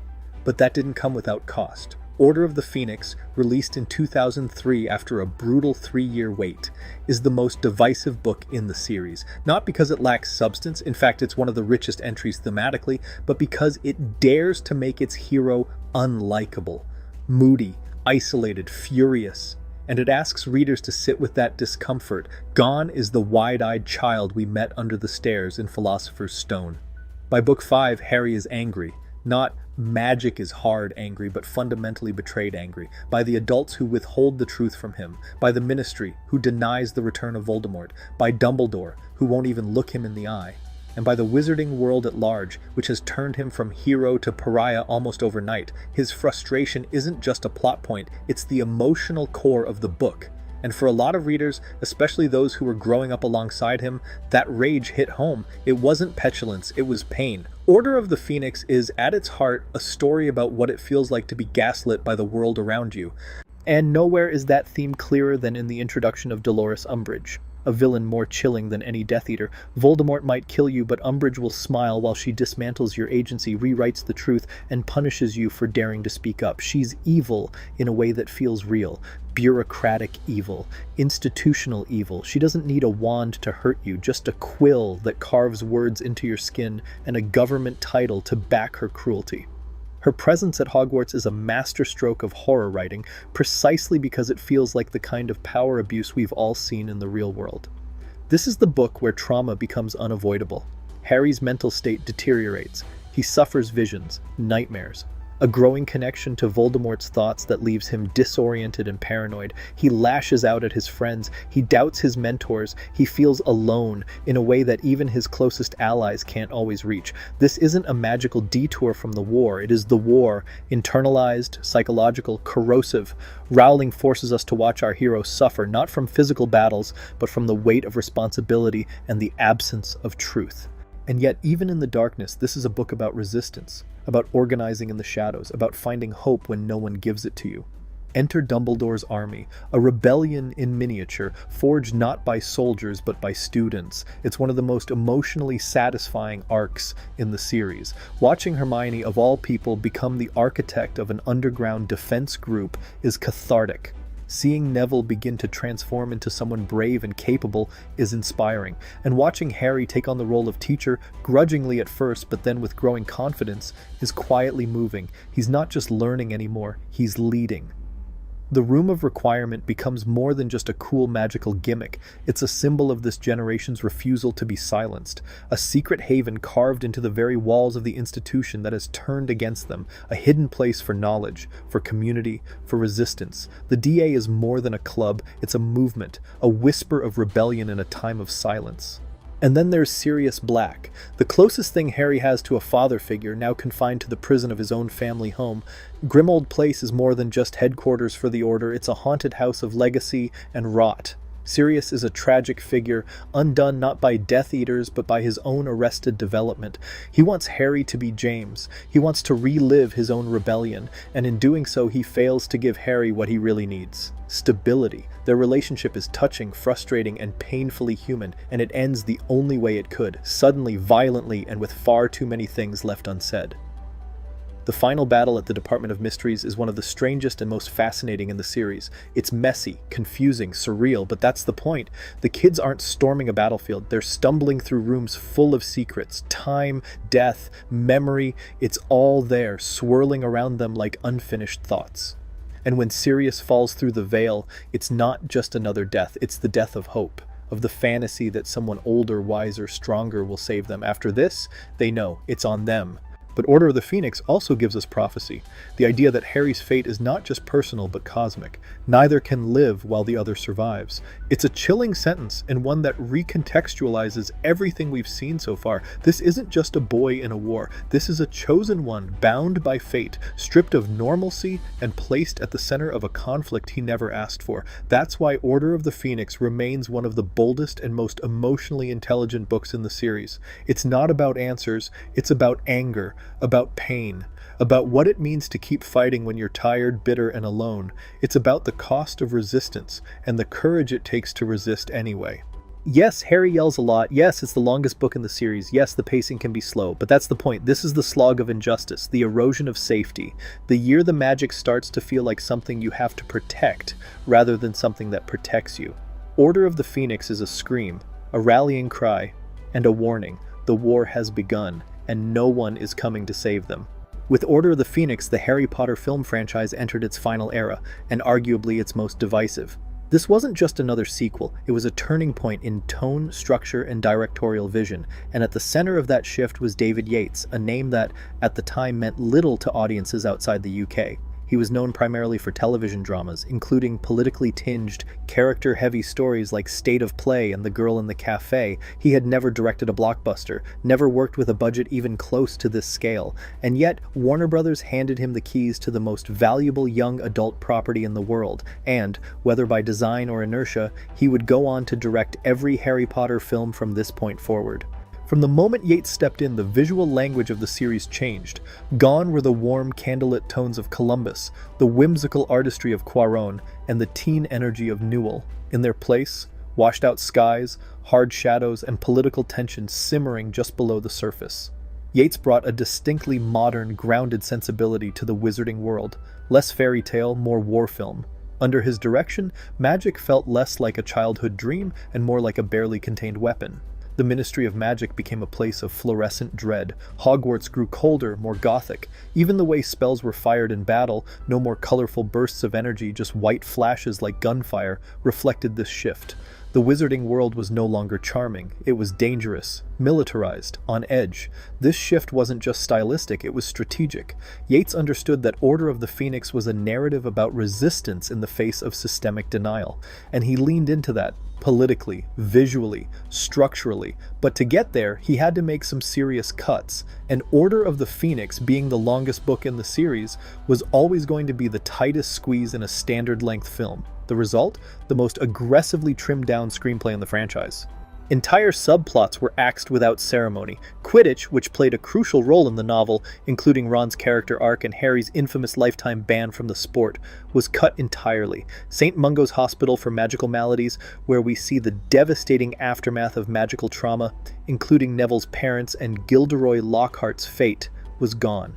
The tragic humanity of these moments, the connective tissue of the world, simply didn't make the final cut. Even Dumbledore's confession scene at the end, where he tells Harry the full story of the prophecy and his guilt over withholding the truth, was pared down to just a few lines of cryptic regret. To some, this felt like a betrayal of the depth and emotion in the source material, but to others, it was a necessary trade-off. Yates wasn't trying to retell every plotline. He was aiming to capture a mood, one of surveillance, suspicion, and slow-burning rebellion. And in that he largely succeeded. His version of Order of the Phoenix may not be the most faithful adaptation, but it's one of the most thematically coherent. Every frame serves the idea that magic is no longer something to be learned, it's something to be weaponized. But for all the cold, gray, government spying on you energy Yates brought to the table, Order of the Phoenix also introduced a burst of pure fandom joy, the casting of Evanna Lynch as Luna Lovegood. Unlike her co-stars, Lynch wasn't a trained actress plucked from auditions. She was a fan. A super fan, actually. She had written to J.K. Rowling, battled through an eating disorder, and reportedly connected deeply with Luna's quiet strength and dreamy resilience. When open auditions were announced, she showed up with zero professional experience and stole the role. Watching her on screen, it's clear why. Lynch doesn't play Luna. She is Luna. Ethereal, detached, strangely wise, and unexpectedly grounded. She radiates authenticity in every scene she's in, and in a film that leans hard into dread and repression, Luna becomes the film's emotional lighthouse. She reminds us, quietly, gently, that there's still light worth protecting. This blending of grit and grace would become a defining feature of the Yates era. Darkness with sparks of warmth, control with bursts of chaos. The magic felt less fantastical, but also more personal, more interior. As the war escalated and the kids became soldiers, Yates was the one tasked with chronicling that transition. He wasn't flashy, he wasn't as visually distinctive as Cuarón or as emotionally playful as Columbus, but he brought something else: consistency, a focused tone, a cinematic seriousness that mirrored the way the audience was growing up alongside the characters. Under his eye, Harry Potter stopped being a fantasy and became a resistance story. And that shift, controversial though it remains, would define the rest of the series. David Yates didn't just direct the final films, he reshaped the wizarding world. Whether you loved it or not, you felt the change. And from here on out, the magic would never feel quite so safe again. Despite being the longest book in the entire series, clocking in at nearly 900 pages, Order of the Phoenix somehow became the shortest film in the franchise. At just over 2 hours and 20 minutes, it's an exercise in ruthless efficiency, a lean adaptation that sacrifices much of the book's emotional and political nuance in favor of momentum and mood. And yet, somehow it still works. Not as a faithful translation of the source material, but as a thematic distillation. This is Harry Potter stripped to its barest essentials: repression, resistance, and the quiet formation of a rebellion that would go on to define the final act of the series. What this film lacks in sprawling subplots or intricate exposition, it makes up for in atmosphere and intensity. David Yates, in his directorial debut for the series, dials in hard on the mood of the story. This is a world on the brink of collapse, where truth is dangerous, knowledge is weaponized, and even Hogwarts, the last bastion of childhood, has become a surveillance state. There's no room for Quidditch or St. Mungo's here. The emotional and political stakes are too high, and Yates knows exactly which threads to keep. Most importantly, he zeroes in on the soul of the story, the formation of Dumbledore's army. This is where the film truly shines. The DA isn't just a plot device. It's a response to powerlessness. Harry and his peers carving out a space of control in a world that's trying to silence them. The film's training sequences are some of the most uplifting and emotionally resonant in the entire franchise. We see Neville begin to come into his own, Luna's odd wisdom giving the group unexpected stability, and Harry, haunted and reluctant, discovering that he can lead not because he's the chosen one, but because he knows what it's like to suffer. These scenes are quiet revolution. The DA is built not on flashy magic, but on solidarity, on trust, and on the belief that knowledge can be a weapon. But of course, this story doesn't work without a great villain, and Imelda Staunton's Dolores Umbridge is, without exaggeration, one of the most effective antagonists in all of fantasy cinema. Drenched in pastel pink and honeyed malice, Staunton plays Umbridge as the embodiment of authoritarianism in kitten heels. Her every line, every smile is perfectly calculated to make your skin crawl. She's not a caricature, she's a system, one that rewards obedience and punishes dissent. The sheer tension she brings to the classroom scenes is palpable. She doesn't cast unforgivable curses, she hands out detentions that draw blood, and that restraint makes her terrifying. On the other side of the emotional spectrum is Gary Oldman, returning as Sirius Black in what becomes both his most charming and most tragic turn in the series. His chemistry with Daniel Radcliffe is effortless. Equal parts big brother, father figure, and best friend. The quiet scenes at Grimmauld Place are charged with unspoken longing. Sirius wants to live through Harry, to reclaim the youth he lost in Azkaban. Harry wants a family, and neither of them truly knows how to ask the other for what they need. That's what makes Sirius's final moments so heartbreaking. His death isn't cinematic or drawn out, it's sudden, brutal.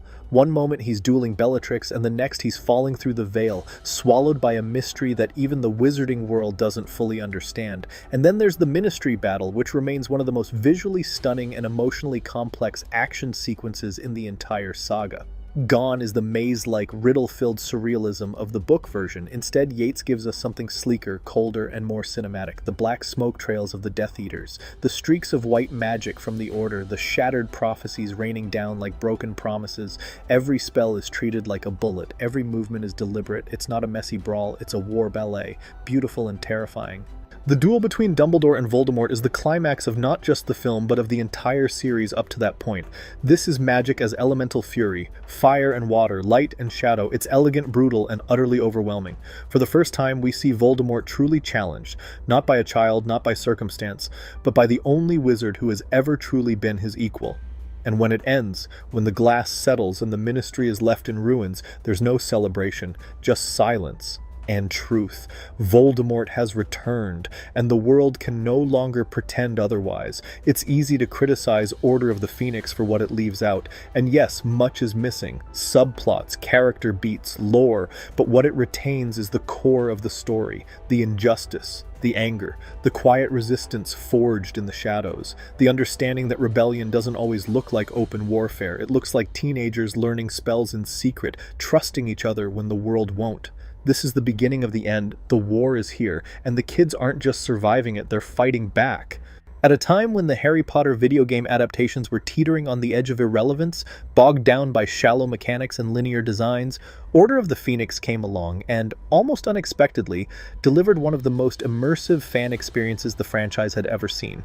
It wasn't the best game, strictly speaking. It wasn't revolutionary in terms of combat, progression systems, or polish, but in terms of feeling like you were really at Hogwarts, it was the closest the series had ever come, and for that reason alone, Order of the Phoenix has carved out a permanent place in the hearts of longtime fans. It wasn't just a tie-in anymore, it was a portal, where the Goblet of Fire game had stripped out all exploration in favor of button-mashing co-op mechanics.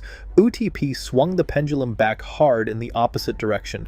This time, the developers at EA UK placed exploration at the very heart of the experience. You weren't just playing through scripted missions, you were roaming, walking the castle grounds, pushing open secret passageways, interacting with paintings, statues, and talking suits of armor. You had to physically go find the room of requirement, convince other students to join the DA, and attend real lessons. The missions were strung together with just enough plot beats to justify movement, but it was clear from the moment you picked up the controller, this game wasn't about objectives. It was about immersion.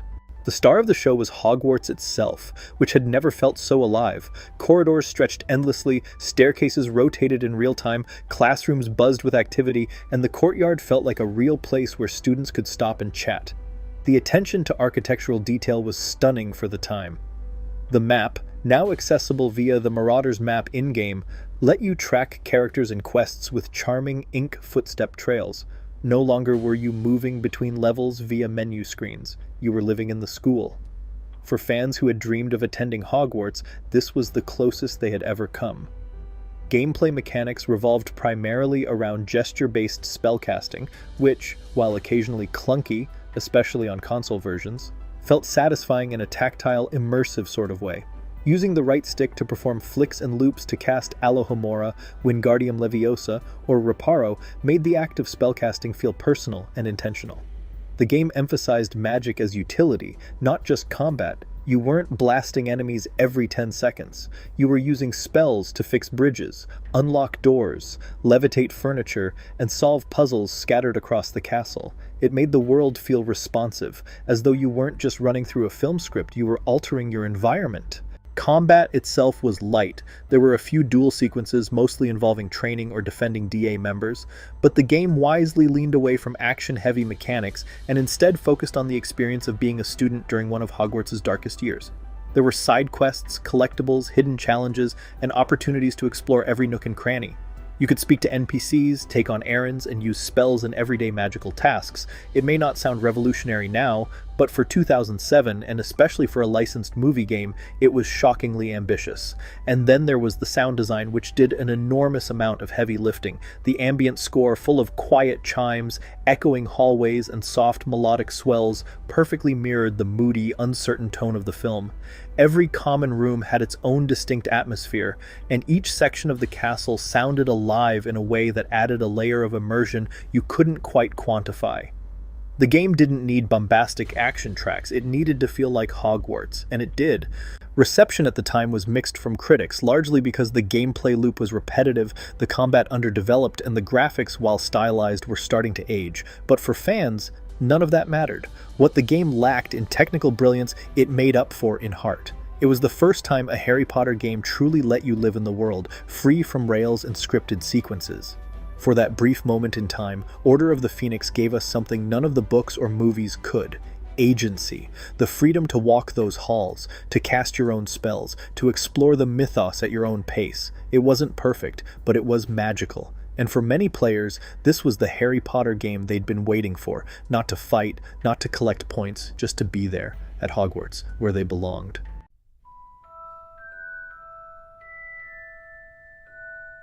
By the time Half-Blood Prince released in 2005, the Harry Potter series had evolved into something far deeper and more complex than the whimsical children's story it had started as. The tone was now unmistakably adult, not in the way of swearing or violence, but in the emotional complexity of its themes. Book 6 is where Rowling fully embraced the contradiction at the heart of her story, that growing up is about love and loss, laughter and grief, all unfolding at the exact same time, and that's what makes Half-Blood Prince so unique in the canon. It's funny, genuinely funny, it's romantic, awkward, hormone-soaked, and light on its feet.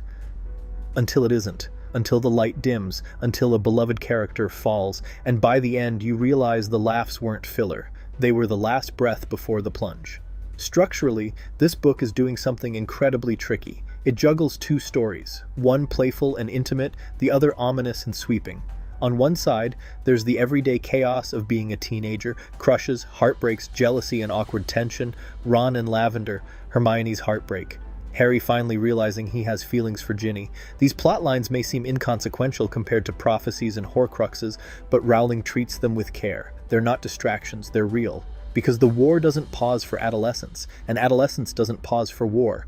But alongside that, Half-Blood Prince is arguably the most foreboding entry in the series. The specter of Voldemort hangs over every page, not in presence but in absence. The Dark Lord barely appears, and yet his influence is felt everywhere.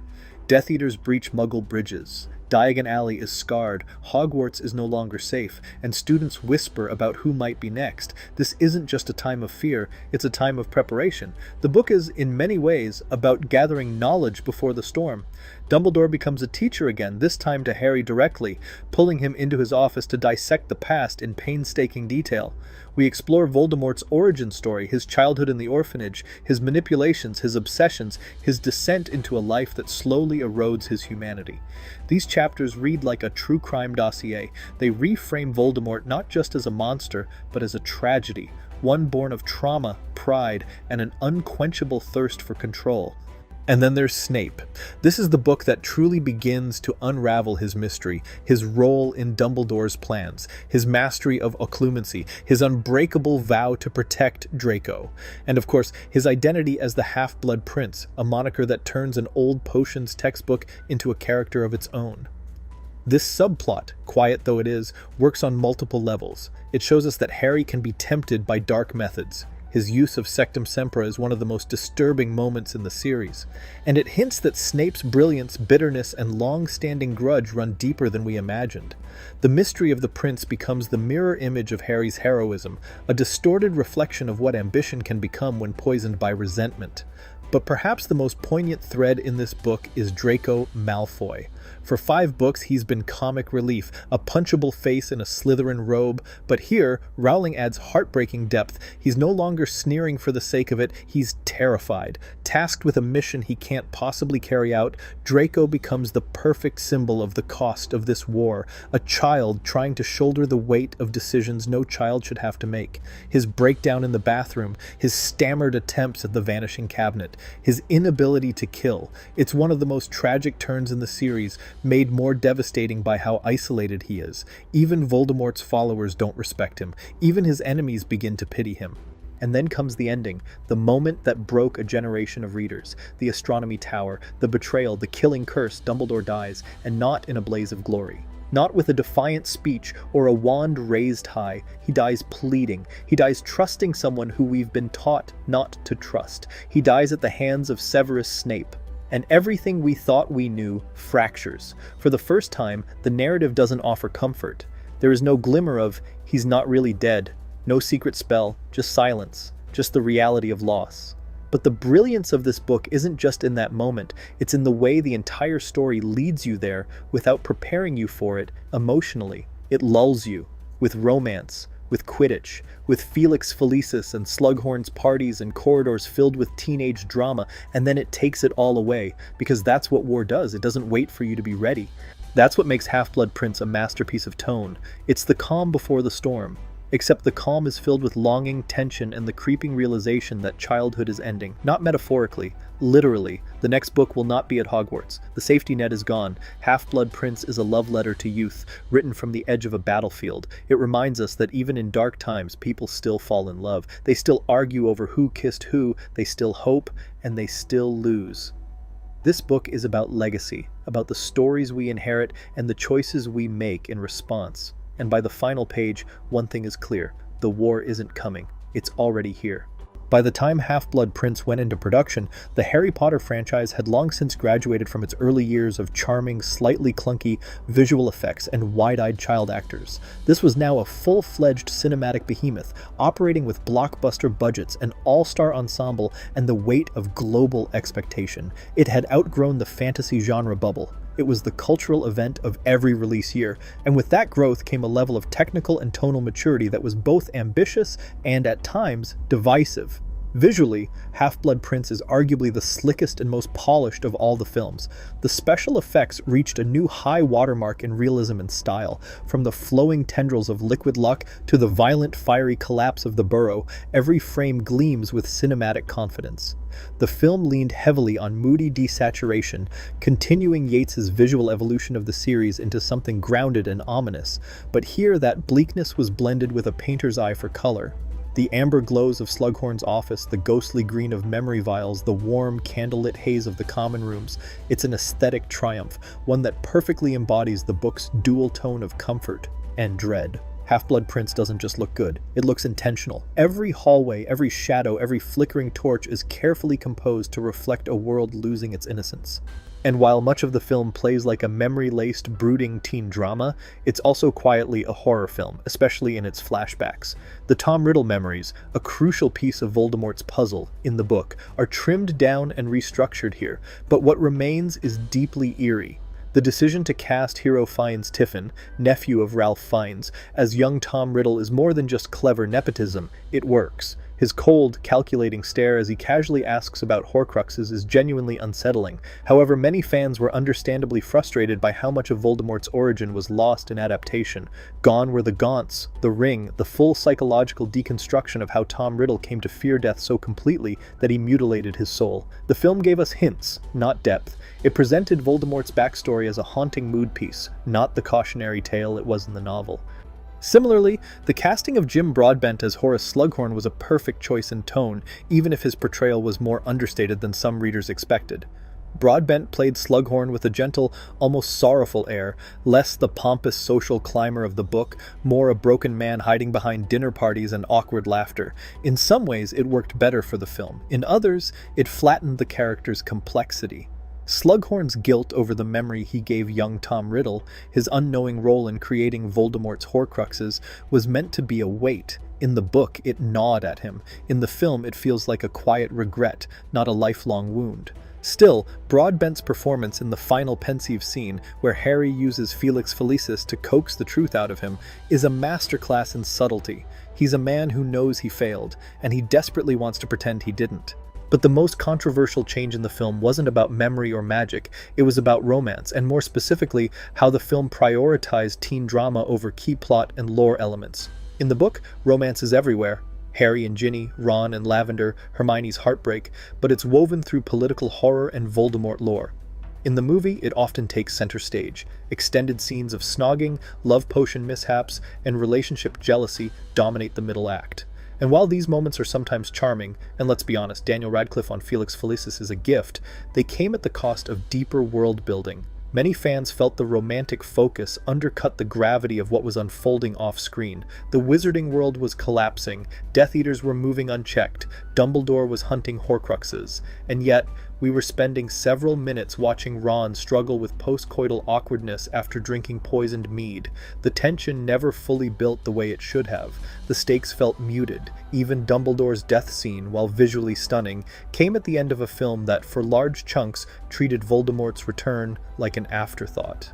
Still, it's not fair to say the film failed in its balancing act. What it did was reframe the tone. Instead of building dread through exposition, it built it through atmosphere. Instead of showing every chess move Voldemort made, it implied them through mood. Shadows in hallways, murmurs in the Great Hall, people vanishing, the violence happening just out of frame. In some ways, that's scarier. Yates was painting a world that was rotting quietly, where no one said war, but everyone knew it was coming. And that's the larger point here. The production didn't just grow up visually, it matured thematically.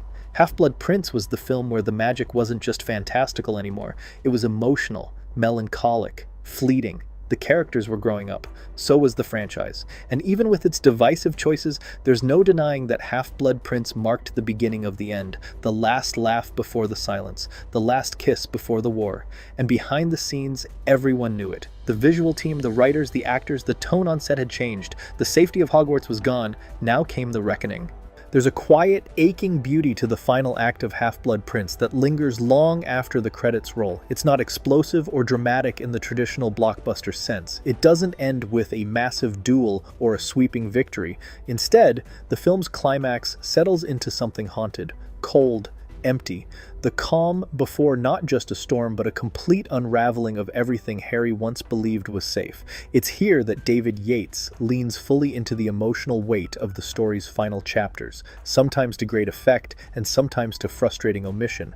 The journey to the cave and what lies beneath it is one of the most tonally perfect sequences in the entire franchise. It's bleak, atmospheric, and quietly devastating. The ocean crashing against the cliff, the eerie glow of the water, the faint, inhuman screeches echoing through the cavern. Everything about it is designed to communicate one thing. Harry is no longer a student. This is a battlefield. He and Dumbledore are no longer teacher and pupil, but partners crossing into dark magic and unknown territory, seeking pieces of a shattered soul. The film's interpretation of this moment is striking. The island in the cave is minimalist and somber, the potion glowing with dread, and the entire sequence is shot like a descent into hell. Michael Gambon's performance as Dumbledore in this scene is arguably his best in the series. For once, he strips away the aloofness and brisk energy of his earlier takes on the character and delivers something vulnerable, broken. We watch as the greatest wizard of the age is reduced to begging, whimpering, and crying out in pain, not from the potion alone, but from the memories, the guilt, the overwhelming weight of the secrets he's carried for too long. When he whispers, "Don't make me do this," it's no longer clear if he's speaking to Harry, to himself, or to someone else entirely. That ambiguity, the emotional blur between past and present, between magic and trauma, is exactly what this scene needed. And then the Inferi rise.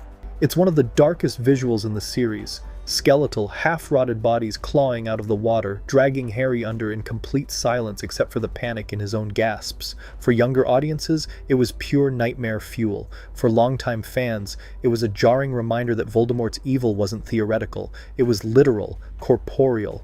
He desecrated the dead, animated them, turned them into traps. And yet even here, at the height of danger, it's Dumbledore's fiery spell. A great ring of fire, a moment of controlled fury that saves them both. That visual alone is one of the most powerful in the film. A man drained and dying, summoning all that remains of his strength to protect Harry one final time. And then we return to the castle.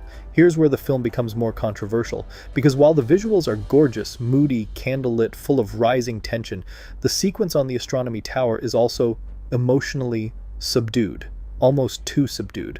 Dumbledore and Harry's arrival feels quiet, too quiet. The rush, the urgency, the chaos of the book's climax has been sanded down into something more melancholy than frantic. When the Death Eaters infiltrate Hogwarts, they don't feel like a violent breach. They feel like ghosts passing through. There's no actual battle, no clash of spells echoing in the Great Hall, no sense that the school is under siege. This was a massive shift from the book, where the Death Eaters' assault on the castle felt like a preview of war. Chaos, injuries, curses flying, students defending the school alongside professors. In the film, that's all stripped away. Instead, we get a silent, reverent execution. Draco disarms Dumbledore, his hands shaking, his face pale. The tension is thick, but it leads not to an explosion, but to a whisper. Snape appears. Harry watches frozen under Dumbledore's spell, and then, without any fanfare, Avada Kedavra. Dumbledore falls. It's quiet, almost too quiet. As he topples from the tower, arms spread, backlit by lightning, the film chooses beauty over devastation. It's a gorgeous image, no doubt, but for some, it rang hollow. Because where was the emotion, the grief, the screams? There's no reaction from the school, no moment of the Order fighting back, no attempt to stop the Death Eaters as they walk calmly away. Even Bellatrix's destruction of the Great Hall feels more symbolic than chaotic. For some viewers, that restraint made the moment land harder. Grief doesn't always explode. Sometimes it suffocates. But others were left wanting more. More fight, more urgency, more fire. And perhaps the biggest missed opportunity of all was the absence of the Gaunt memories. In the book, these flashbacks provided critical context about Voldemort's lineage, the cursed ring, the trauma of his parents, the obsession with legacy and blood purity that poisoned everything. Removing this subplot meant that the film lost some of the weight behind the Horcruxes. Instead of exploring why Voldemort split his soul, we're told he just did. It works well enough for the pace of the movie, but it robs the audience of understanding Voldemort not as a force of evil, but as a deeply broken, once human antagonist. Still, despite these omissions, there's something undeniable about the film's emotional resonance in its final moments. The silence that follows Dumbledore's death is thunderous. The way the students and staff raise their wands in mourning, their light pushing back the dark mark above the castle, remains one of the most quietly powerful scenes in the series. No words, no music, just unity, loss, light.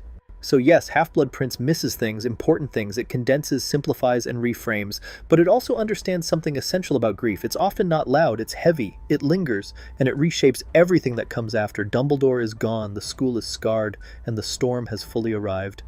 After the atmospheric and surprisingly immersive experience of Order of the Phoenix, hopes were cautiously high that Half-Blood Prince would continue the upward trend in Harry Potter video game adaptations. On paper, it looked like it might. The game promised expanded spellcasting, potion brewing, Quidditch sequences, and duel mechanics. The trailers leaned heavily into cinematic lighting and the freedom to roam the castle again. And in fairness, some of those elements are here. Hogwarts still looks great. The world is explorable. There are tasks to complete. But once you dig in, the truth becomes painfully clear. The magic was fading. Half-Blood Prince. The video game is, above all else, a victim of repetition. The first hour feels novel, exploring the castle, brewing potions with flicks of the analog stick, entering duels in courtyard circles, but by the third or fourth hour, the illusion begins to wear thin. The structure is shallow. You're essentially caught in a loop of go here, duel someone, go back, brew a potion, repeat. Side activities feel more like padding than meaningful engagement. There's no real narrative depth, no dynamic character interactions, no moral choices or puzzles or meaningful decisions. You're a student at Hogwarts in name only, not in experience. The duel system, while more fleshed out than in UT-P, is incredibly repetitive. Spells are limited, strategies are basic, and the AI offers little challenge beyond mild annoyance. Once you've learned to sidestep and cast Stupefy, you've basically mastered every fight in the game. Duels are flashy, sure, they look cool with colored spell trails and dramatic knockbacks, but there's no real substance underneath. No skill curve, no evolution, just flash over function. Then there's the potion brewing, which sounds like a fun idea on the surface, and visually it is. Swirling ingredients, colored smoke, bubbling cauldrons, it's a pretty animation set, but the mechanics boil down to simple analog stick movements and timed button presses. Once again, it's fine the first few times, maybe even fun, but the novelty wears off fast, especially when you're asked to do it repeatedly with little variation or consequence. It becomes a chore, a checklist item rather than a mechanic you want to engage with. Quidditch, which finally returns after being absent in the previous few games, is another missed opportunity. It looks decent, and the feeling of soaring through the stadium on a broomstick should have been the highlight of the game, but it's reduced to a glorified rail shooter, where all you're really doing is guiding Harry through a series of hoops like a magical tunnel runner. There's no real competition, no chance to fall behind or truly play the sport. It's a cinematic minigame, not a playable mechanic, and considering how central Quidditch is to the world of Harry Potter, that stings. But the biggest issue with Half-Blood Prince as a game isn't just what's there, it's what's missing. There's no compelling story progression beyond cutscenes that feel more like placeholders than moments of narrative weight. The darker tone of the film and book is barely present. There's almost no sense of dread, no exploration of the impending war, no build-up to Dumbledore's death. Hogwarts feels lifeless, even though it's technically explorable. You're walking through beautiful hallways, but there's nothing meaningful to do in them. No secrets, no challenges, no sense of danger or mystery, just fetch quests and filler. In truth, Half-Blood Prince was likely hamstrung by its development constraints. With a strict film release deadline and multi-platform targets, including less powerful consoles like the PS2 and Wii, EA had to deliver a product that worked everywhere, which meant cutting ambition in favor of consistency. The result? A game that looks good on the surface but has very little depth beneath it, and fans noticed. After the promise of Order of the Phoenix, which felt like it respected the player's desire to inhabit the world, HBP felt like a retreat. Not unplayable, not even terrible, just uninspired, like the developers had run out of time or faith, or both. There's a moment in the game when you look out over the astronomy tower just before the final sequence begins. The music swells, the sky is turning gray, it feels like something important is about to happen, and then it doesn't. That's Half-Blood Prince, the game in a nutshell, hints of something magical, but the spell never quite lands.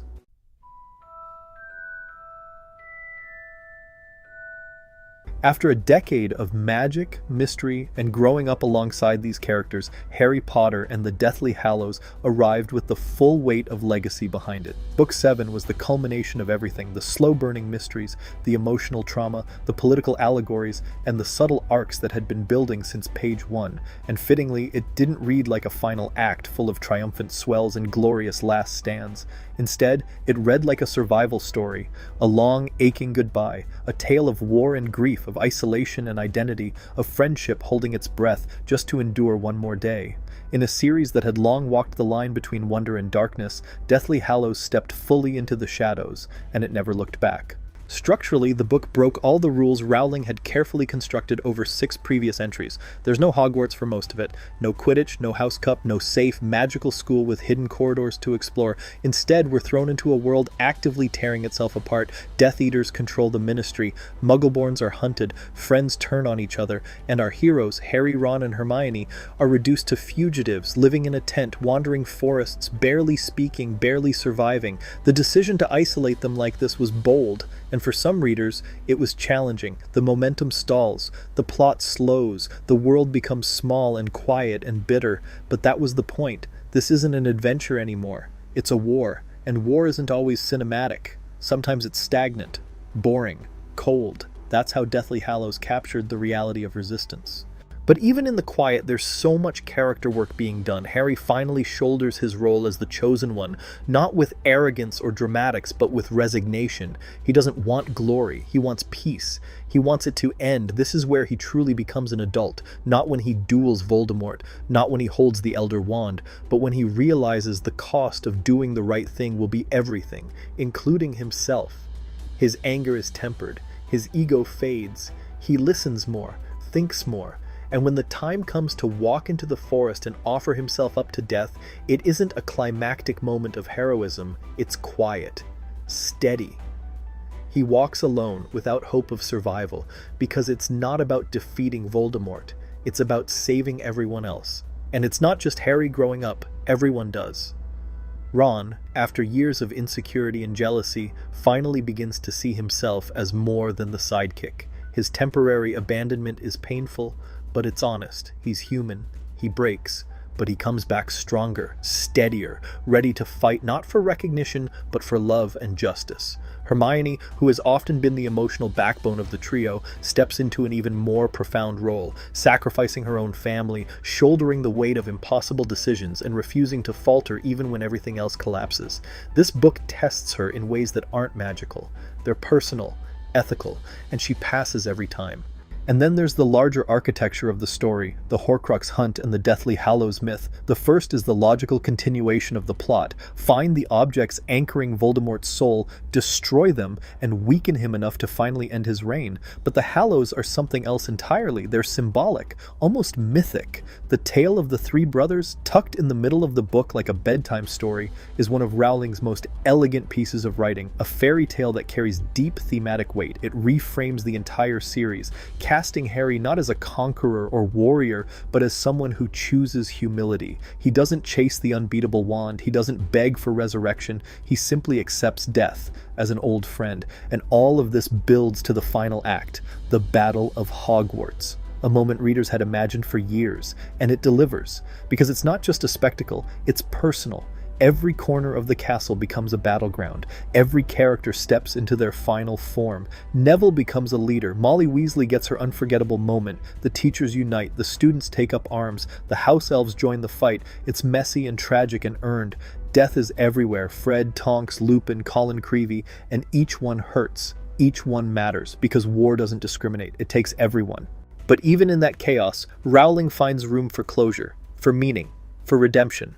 Most notably, Severus Snape's arc finally resolves, and while it's been debated endlessly since, there's no denying its emotional impact. His memories, delivered in his dying moments, reframe everything we knew about him. His cruelty, his bitterness, his actions, all of it rooted in loss, in guilt, in a desperate attempt to honor a promise. The reveal that his love for Lily drove him to protect Harry even as he loathed him is tragic and complex. He's not redeemed, but he's understood, and that matters. And finally, there's Harry's death and rebirth, a scene that could have easily felt like narrative cop-out, but instead functions as the spiritual heart of the entire series. Harry meets Dumbledore in a dreamlike King's Cross station, not for exposition but for reassurance, that his choices mattered, that love is still the most powerful magic, that he can go back if he chooses.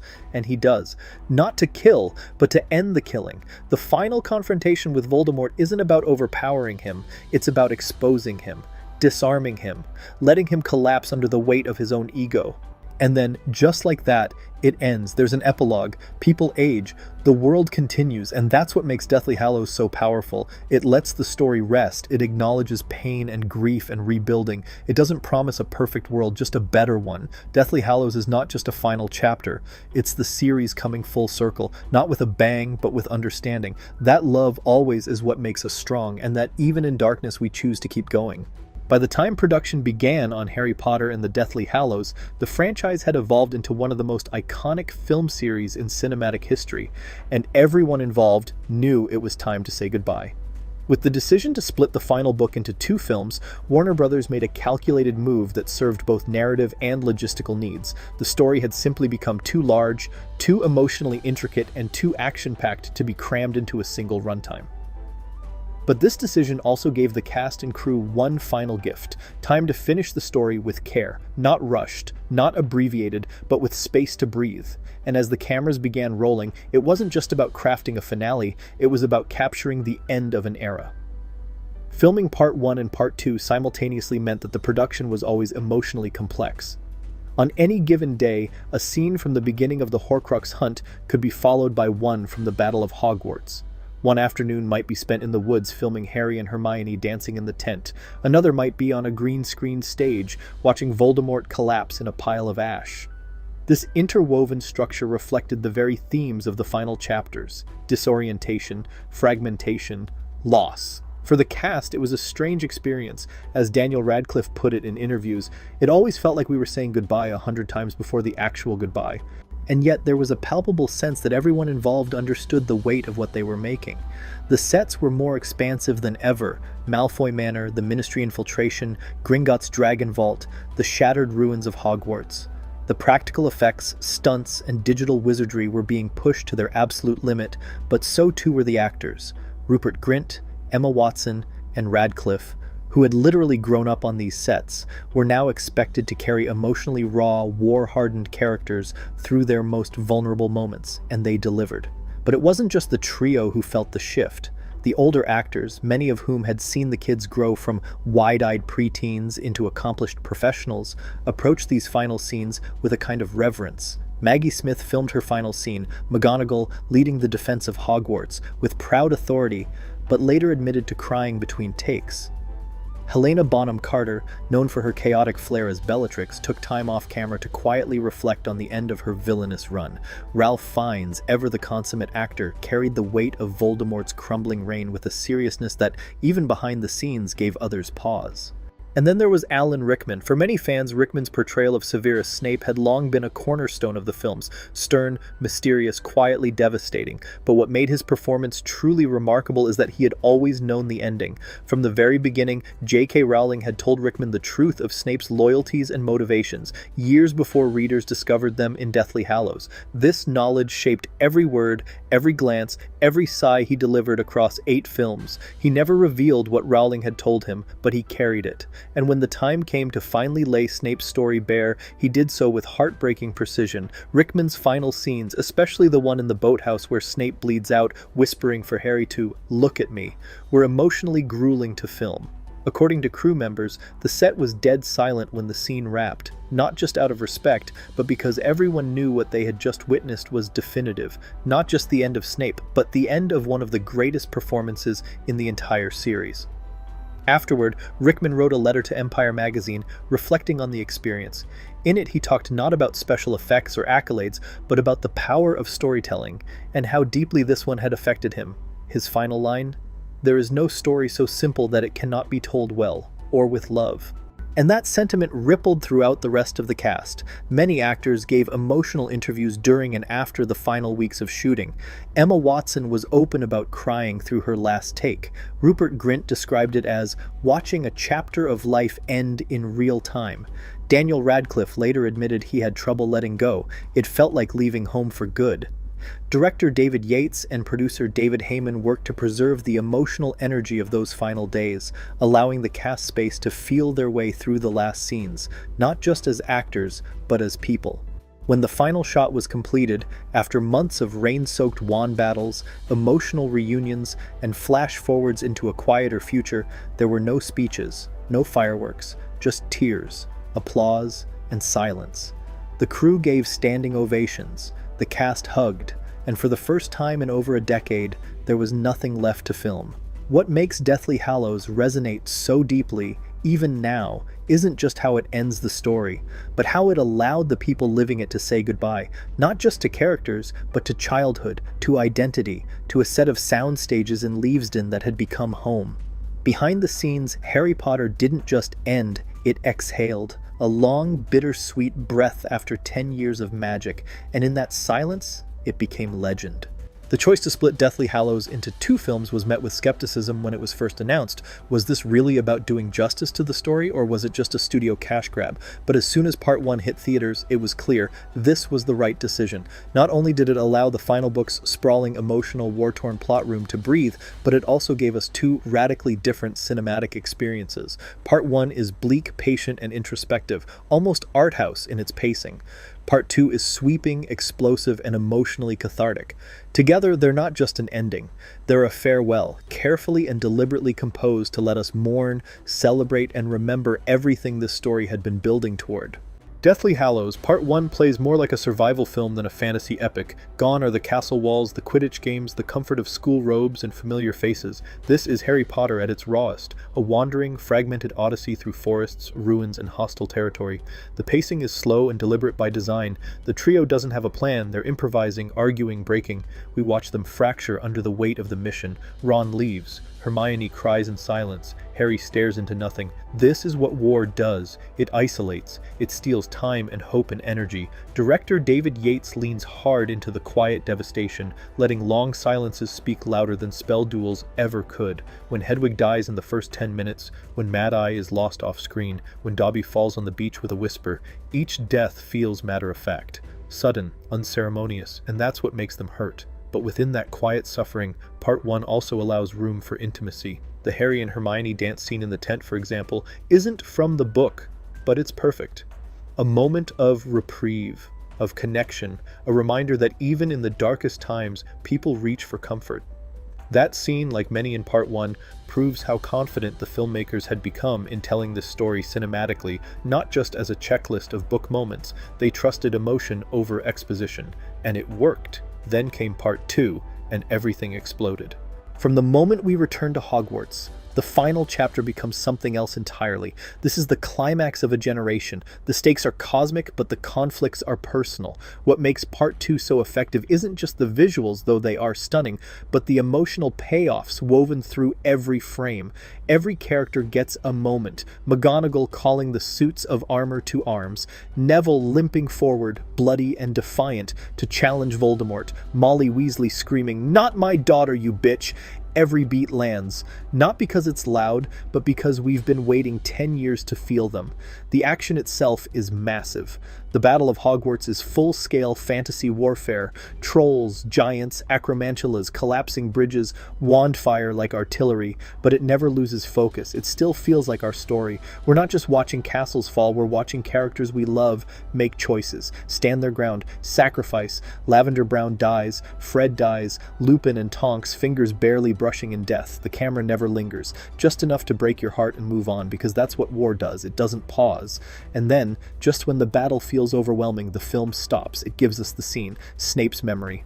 Alan Rickman's performance in that sequence is legendary. From his final breaths in the boathouse to Harry's trembling hand placing the tears into the pensieve, we're given a complete recontextualization of Snape in minutes. The way the memories are edited, soft, sorrowful, intercut with glimpses of Lily, Dumbledore, and Harry as a baby, is delicate and devastating. We finally see the depth of his guilt, his broken love, his quiet vow to protect the boy he never wanted to know.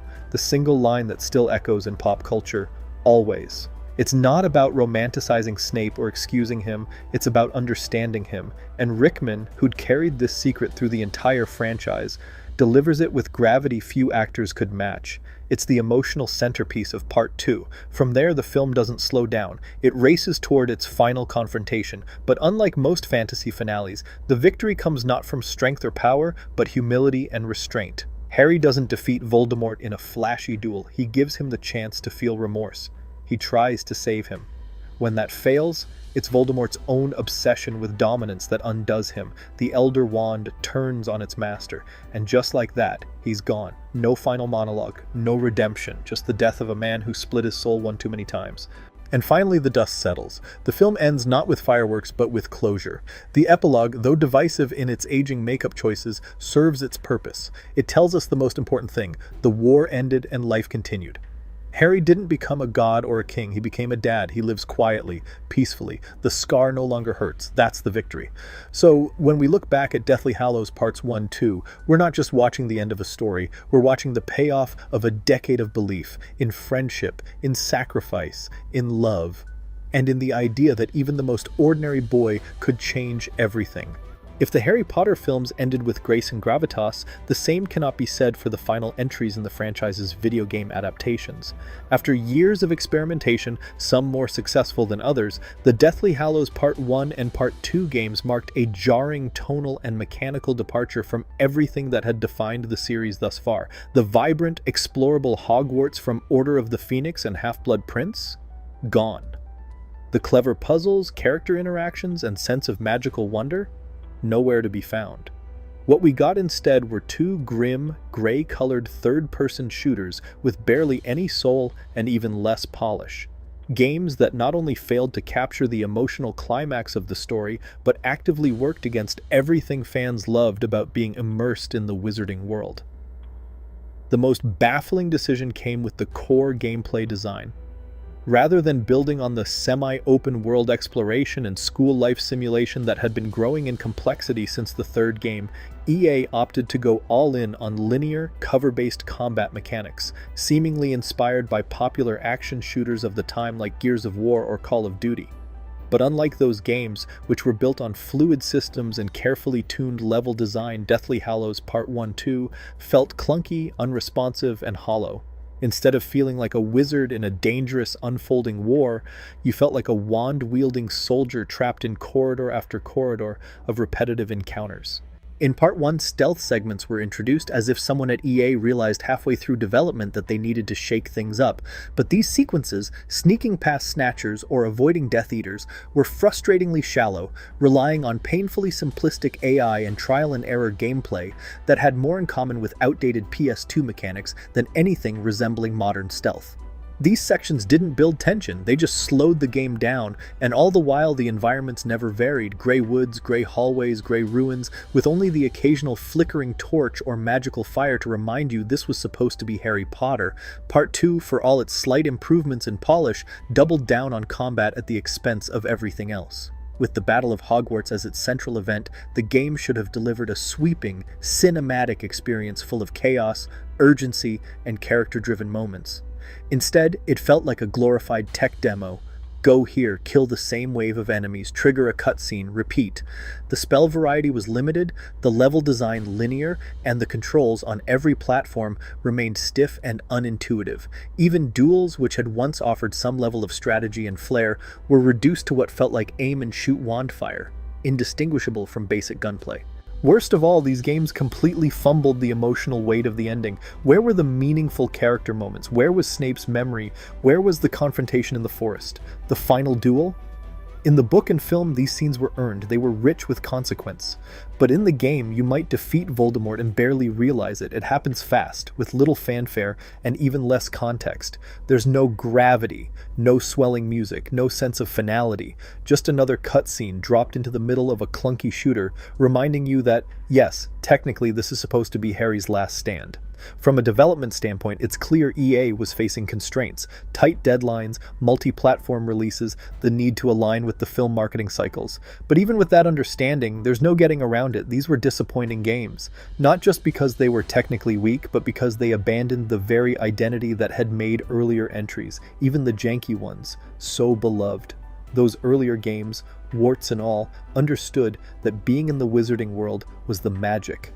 Casting Lumos in a dark hallway, finding a secret passage, hearing John Williams' theme swell as you crested a hill at Hogwarts, those moments mattered. Deathly Hallows Part 1-2 offered none of that. They were Harry Potter in name only, visually faithful perhaps, but emotionally vacant, and for fans who had grown up playing these games alongside reading the books and watching the films. The experience was more than just underwhelming, it was disheartening. This was supposed to be the culmination, the final interactive chapter of a beloved journey. Instead, it was a reminder of what happens when magic is replaced with marketing. And so, while the books and films ended with grace, dignity, and emotional resonance, the games went out with a shrug, a missed opportunity, a final fumbled spell.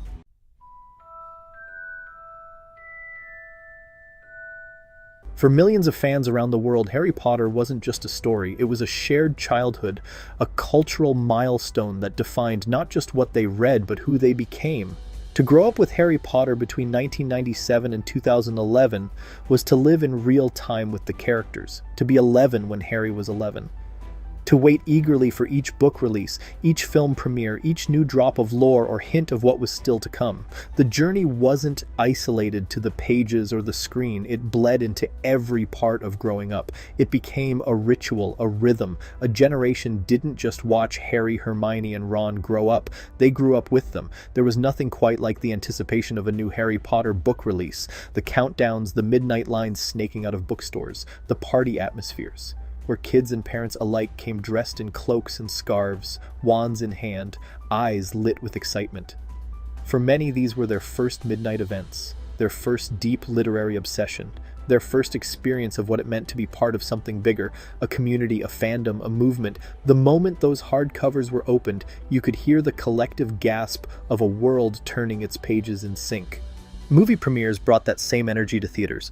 Whether you were 11 or 25, lining up to see Hogwarts brought to life on the big screen became a tradition. Entire friend groups formed around showings. Cosplays were worn proudly. Theaters erupted in cheers when a favorite moment came to life or fell into silence when a character fell. These weren't just films. They were events, pillars of the calendar year, shared cultural touchstones. And then, of course, there was the online fandom, arguably one of the most formative digital communities the internet has ever seen. Long before social media became the norm, Harry Potter fans built forums, fan sites, and early blogs that dissected every line of every chapter. MuggleNet, The Leaky Cauldron, Fiction Alley, and countless others became digital homes for passionate readers. Theories flew fast and wild. Is Crookshanks the Potter's old cat? Is Ron a time-traveling Dumbledore? Is Snape truly evil? These discussions weren't just about solving a mystery, they were about belonging, about having a voice in a world you loved. Rowling herself would sometimes acknowledge these theories, even if only indirectly, creating a dialogue between author and fan that felt revolutionary at the time.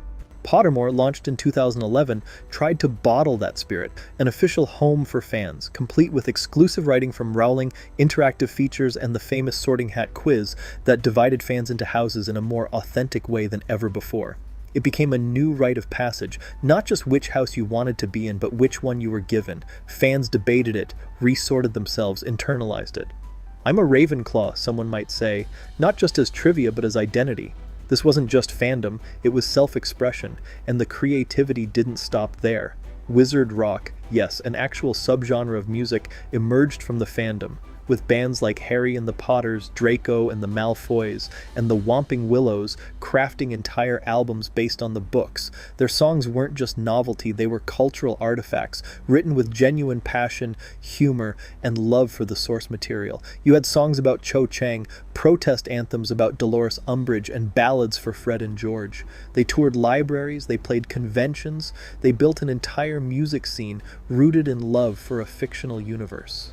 And then there was fanfiction, arguably the beating heart of the Harry Potter fandom. If the books ended in 2007, fanfiction never did. People wrote prequels, sequels, alternative universes where Sirius lived, or where Hermione and Draco fell in love. Some rewrote the ending entirely. Others imagined Hogwarts in space, or transplanted the characters into high school dramas. Fanfiction allowed readers to take ownership of the story, to explore what Rowling left out, to challenge what she got wrong, to build more inclusive, more expansive, more personal versions of the world they adored. To be part of the Harry Potter generation was to see fandom evolve from niche to mainstream, to see it treated not as childish enthusiasm, but as a legitimate cultural force. It shaped how people interacted with media. It inspired careers in writing, editing, filmmaking, and art. It gave kids confidence, language, friendship. It taught empathy, community, and sometimes, especially in later years, even activism. And yes, as we'll touch on soon, the legacy became complicated. No story this massive escaped scrutiny. But that doesn't change what it was for the people who lived it in real time. Because growing up with Harry Potter wasn't just about spells and wands and battles between good and evil. It was about finding magic in yourself, in your imagination, your friendships, your voice. It was about discovering who you were. With the help of a boy who never wanted to be famous, a girl who read too much, and a boy who stood by them both, and for a generation, that was real magic. For a fandom already steeped in imagination, lore, and emotional attachment, there was something surreal, almost sacred, about stepping into a real-life Hogsmeade for the first time. When Universal Studios opened the Wizarding World of Harry Potter in Orlando in 2010, it wasn't just another theme park edition, it was a pilgrimage. A physical, three-dimensional realization of a place fans had only seen in their minds or on screen. The moment you stepped past the gates, looked up, and saw the snow-dusted rooftops of Hogsmeade or the looming silhouette of Hogwarts Castle, it felt like crossing a threshold. The border between fiction and reality blurred, and for the first time, it was possible to live inside the story. Universal Studios didn't just recreate sets, they built an immersive experience with obsessive detail. Butterbeer was suddenly something you could actually taste. Zonko's joke shop sold extendable ears and pygmy puffs. The wands at Ollivanders were no longer just plastic souvenirs, they were matched to you, sometimes even through a staged interactive ceremony where the wand chose the guest. Every cobblestone, every shop sign, every wand movement was engineered not just to mimic the world of Harry Potter, but to invite you into it. You weren't visiting a ride, you were visiting a world you'd spent your childhood dreaming about. And when Diagon Alley opened in 2014, things went even further. Walking through the unmarked brick entryway into a bustling wizarding street wasn't just exciting, it was transporting. Shops extended far beyond storefront facades. There were interactive spells that responded to wand gestures in windows, little magical surprises around every corner, and a full-scale, fire-breathing dragon perched above Gringotts Bank. You could board the Hogwarts Express, complete with a window illusion that made you feel like you were traveling to Hogsmeade. You could even buy joke candy from Weasley's Wizard Wheezes, or exchange muggle money for wizarding currency at Gringotts. It was, quite simply, wish fulfillment at its most powerful. For the first time, fans didn't need to imagine themselves at Hogwarts. They were there. It became common to see fully grown adults cry upon entering the land, overwhelmed by the sensory weight of nostalgia, memory, and the sheer craftsmanship of the design. For children discovering the series for the first time, this wasn't a fantasy world. They were starting their fandom with the ability to walk straight into it. Of course, the theme parks also marked a new era of Harry Potter as a global product. Merchandise exploded.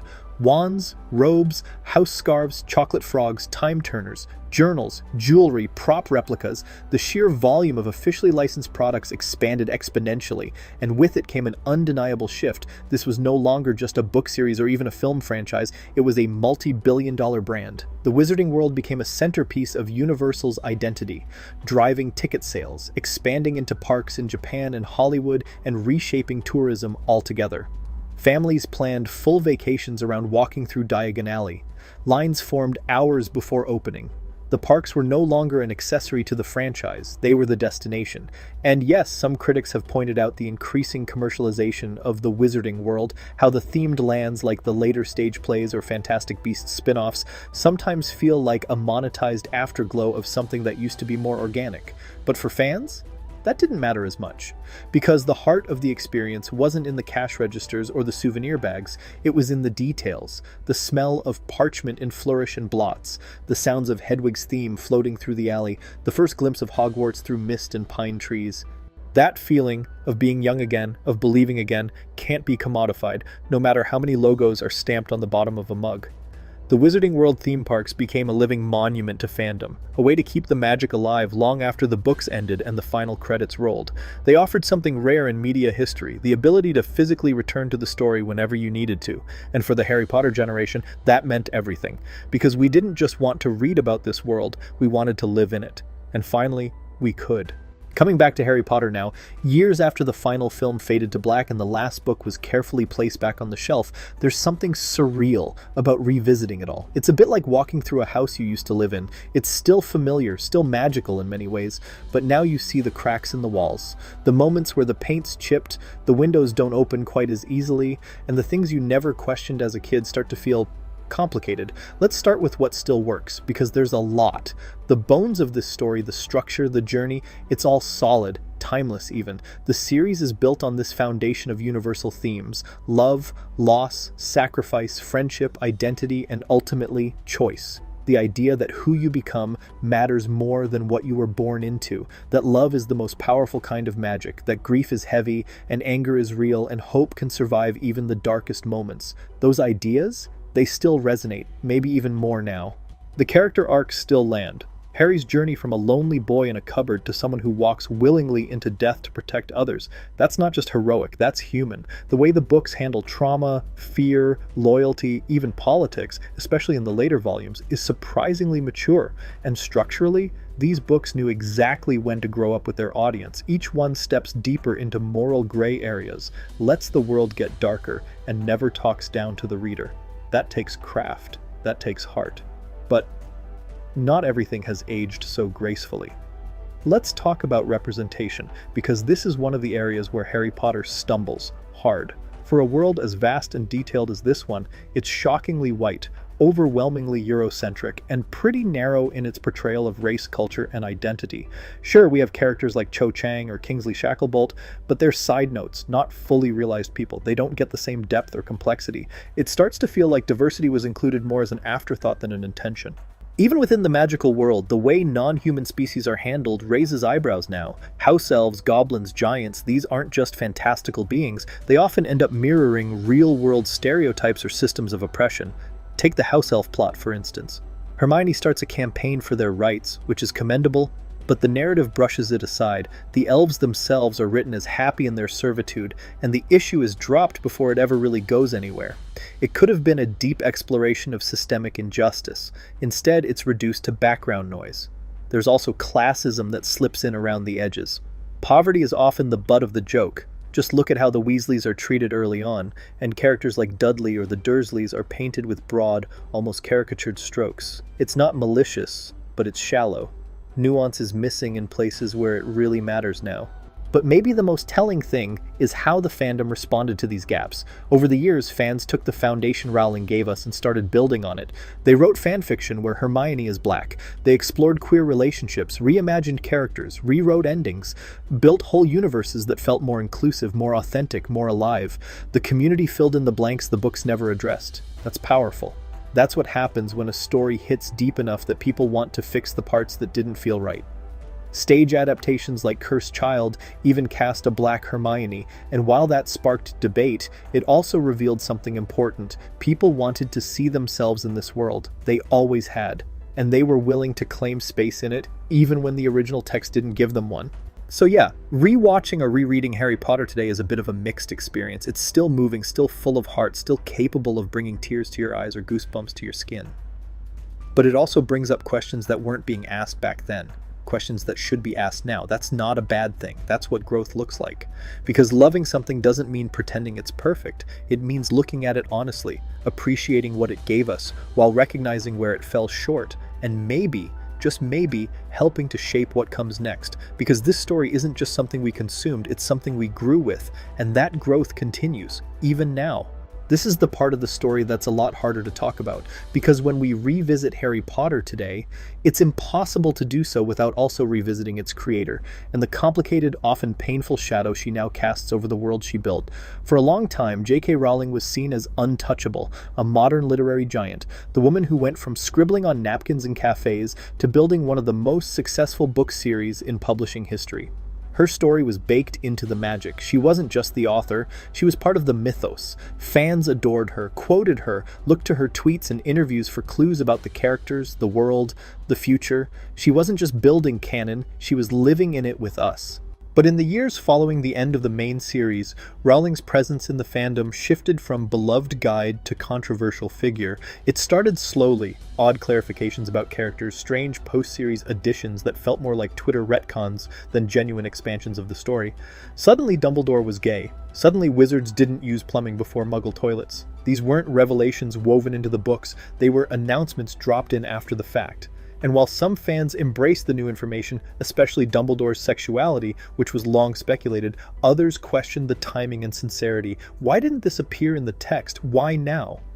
Over time, these retroactive updates started to feel less like care for the story and more like an attempt to rewrite the narrative for the sake of post-hoc progressiveness. For many, it rang hollow, especially when there were so many places in the books that could have included this representation more openly, but didn't. The subtext had always been there, sure, but Rowling's reluctance to include queerness directly on the page left fans divided. Some saw her as trying to retroactively claim a level of inclusivity that wasn't really present. Others defended her intentions, but the debate grew louder and more complicated.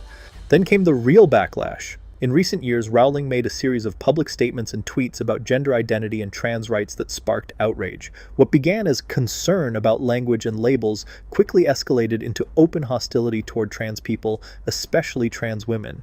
Her writing on the subject and her support for groups labeled as trans exclusionary drew widespread condemnation not only from fans, but from LGBTQ+ advocacy organizations, media outlets, and even the Harry Potter cast.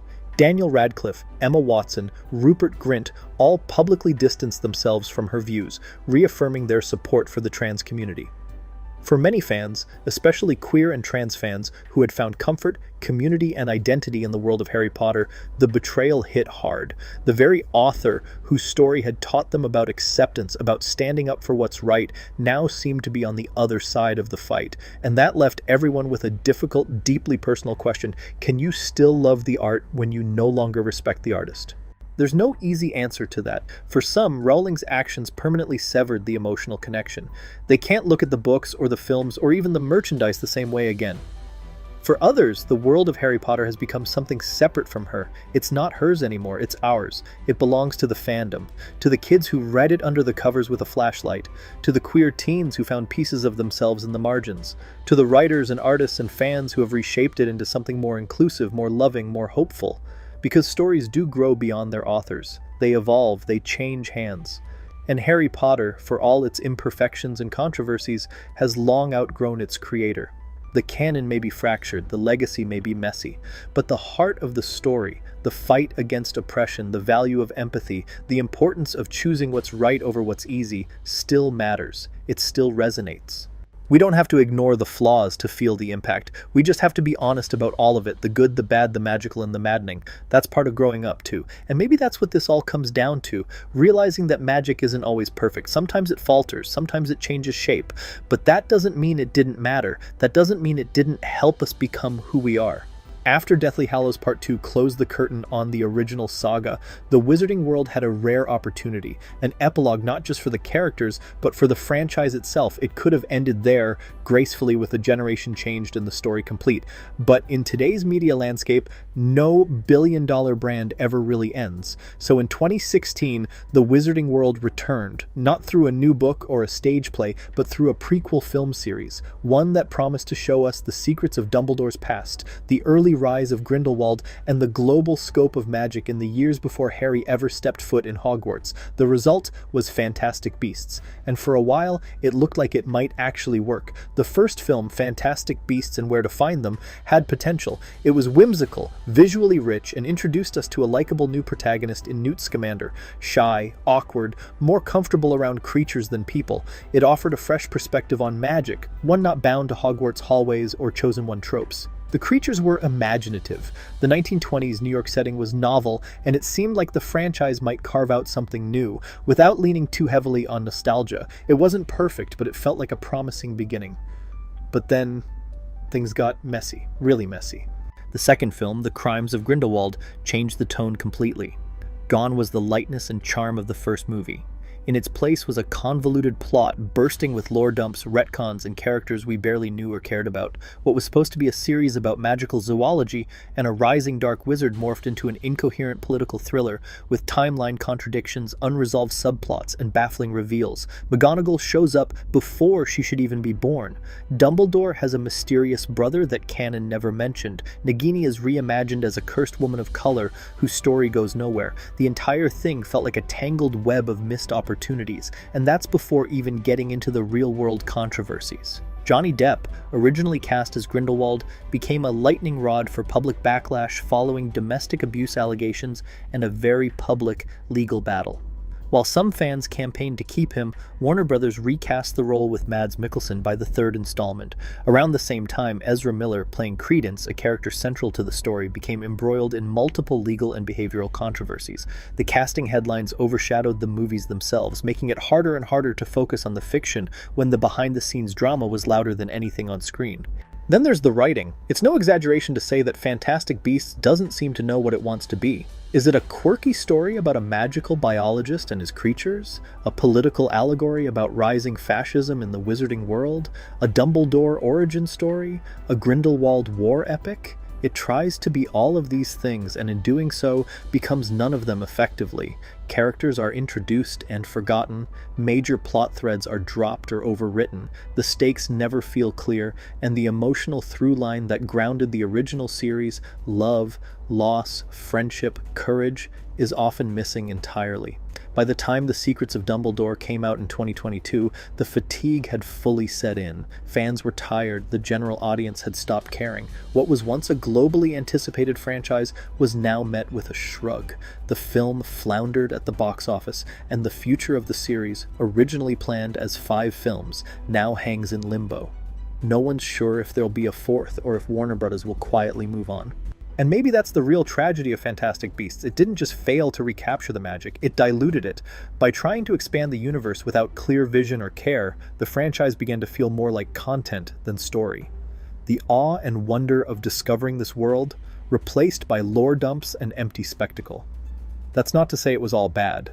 The performances had their moments. Jude Law's Dumbledore was compelling, Mikkelsen brought quiet menace to Grindelwald, and Dan Fogler's Jacob remains one of the most lovable additions to the entire franchise. There were flashes of the old spark, but a spark isn't enough to light a fire. Fantastic Beasts tried to keep the flame alive, but in the end, it only reminded us how bright the original series had burned, and how hard it is to follow a legend when you've already told the story that mattered most. Hogwarts Legacy was supposed to be the dream, the game that fans had imagined since they first read about enchanted staircases and floating candles. For years, the Harry Potter video game catalog had ranged from nostalgic charm to outright disappointment, but Legacy promised something different, an open-world RPG set entirely in Hogwarts, where players could create their own witch or wizard, attend classes, master spells, tame magical beasts, and unravel a story far removed from Harry and Voldemort. It was marketed as the fully immersive experience fans had been waiting decades for, and in many ways it delivered, but before the game even launched, it had already become a cultural flashpoint, because by the time Hogwarts Legacy entered development, the conversation around J.K. Rowling had shifted from uncomfortable to unavoidable. Her repeated comments about gender identity, particularly those seen as dismissive or hostile toward trans people, sparked fierce backlash and positioned her as a deeply polarizing figure. While she had no direct involvement in the game's development, the simple fact remained. The Wizarding World was her creation, and any major product tied to it, especially one expected to sell millions, would put money and attention back into the world she built, and that made Hogwarts Legacy a lightning rod. Some called for a boycott, urging players not to support a game that, by virtue of its IP, would contribute to Rowling's continued influence. Others argued that developers, many of whom openly supported LGBTQ+ communities, shouldn't be punished for the views of someone removed from the project. The debate wasn't simple. It never is when art, commerce, and identity collide. For trans fans, especially those who had grown up loving Harry Potter and felt deeply betrayed by its creator, the situation was painful. This wasn't just about a game, it was about whether or not they still had a place in a world they once called home. Despite the controversy, the game was a massive commercial success. It broke viewership records on Twitch. It topped sales charts around the world. It became the best-selling game of 2023. For many players, it was everything they had hoped for and more. A sprawling, beautifully rendered Hogwarts full of secrets, Easter eggs, lore, and genuine magical atmosphere. The attention to detail was astounding. The castle felt alive. From the gentle hum of common room fireplaces to the way portraits whispered as you passed, Legacy captured the feeling of being there in a way no adaptation ever had. Gameplay-wise, it wasn't revolutionary, but it was polished, expansive, and surprisingly thoughtful. Players could attend classes, fly across the Scottish Highlands on a broomstick, and delve into forgotten chambers beneath the castle. There was gear to collect, spells to master, beasts to care for, and moral choices to wrestle with. It wasn't just a power fantasy, it was wish fulfillment executed with care and ambition. For many fans, stepping into Hogwarts Legacy felt like stepping back into a dream they'd carried since childhood, and yet that experience existed in tension with everything around it. Many played the game quietly, unsure of how to reconcile their love for the world with their discomfort about the larger discourse. Others embraced it openly, while some refused to touch it at all. The release of Hogwarts Legacy forced the fandom to confront something it had been circling for years, the growing disconnect between the wizarding world and the woman who created it. It asked players to draw personal boundaries, to decide where they stood and what their nostalgia was worth. In the end, Hogwarts Legacy became more than just a game, it became a mirror. a reflection of where the Harry Potter fandom stands now. Fractured, complicated, deeply emotional. Some found healing in the gameplay, a way to reclaim the world on their own terms. Others walked away entirely. Both reactions were valid, both reactions were human, because loving this world has never been simple. Not anymore. But even amidst the controversy, one truth stood out. Hogwarts Legacy proved there's still power in this story, still magic in the idea of stepping into a world where you finally belong, even if the road to get there is messier than we ever imagined. In a world where nothing truly stays finished, even Harry Potter isn't immune to the pull of a what's next. And in recent years, that question has taken center stage.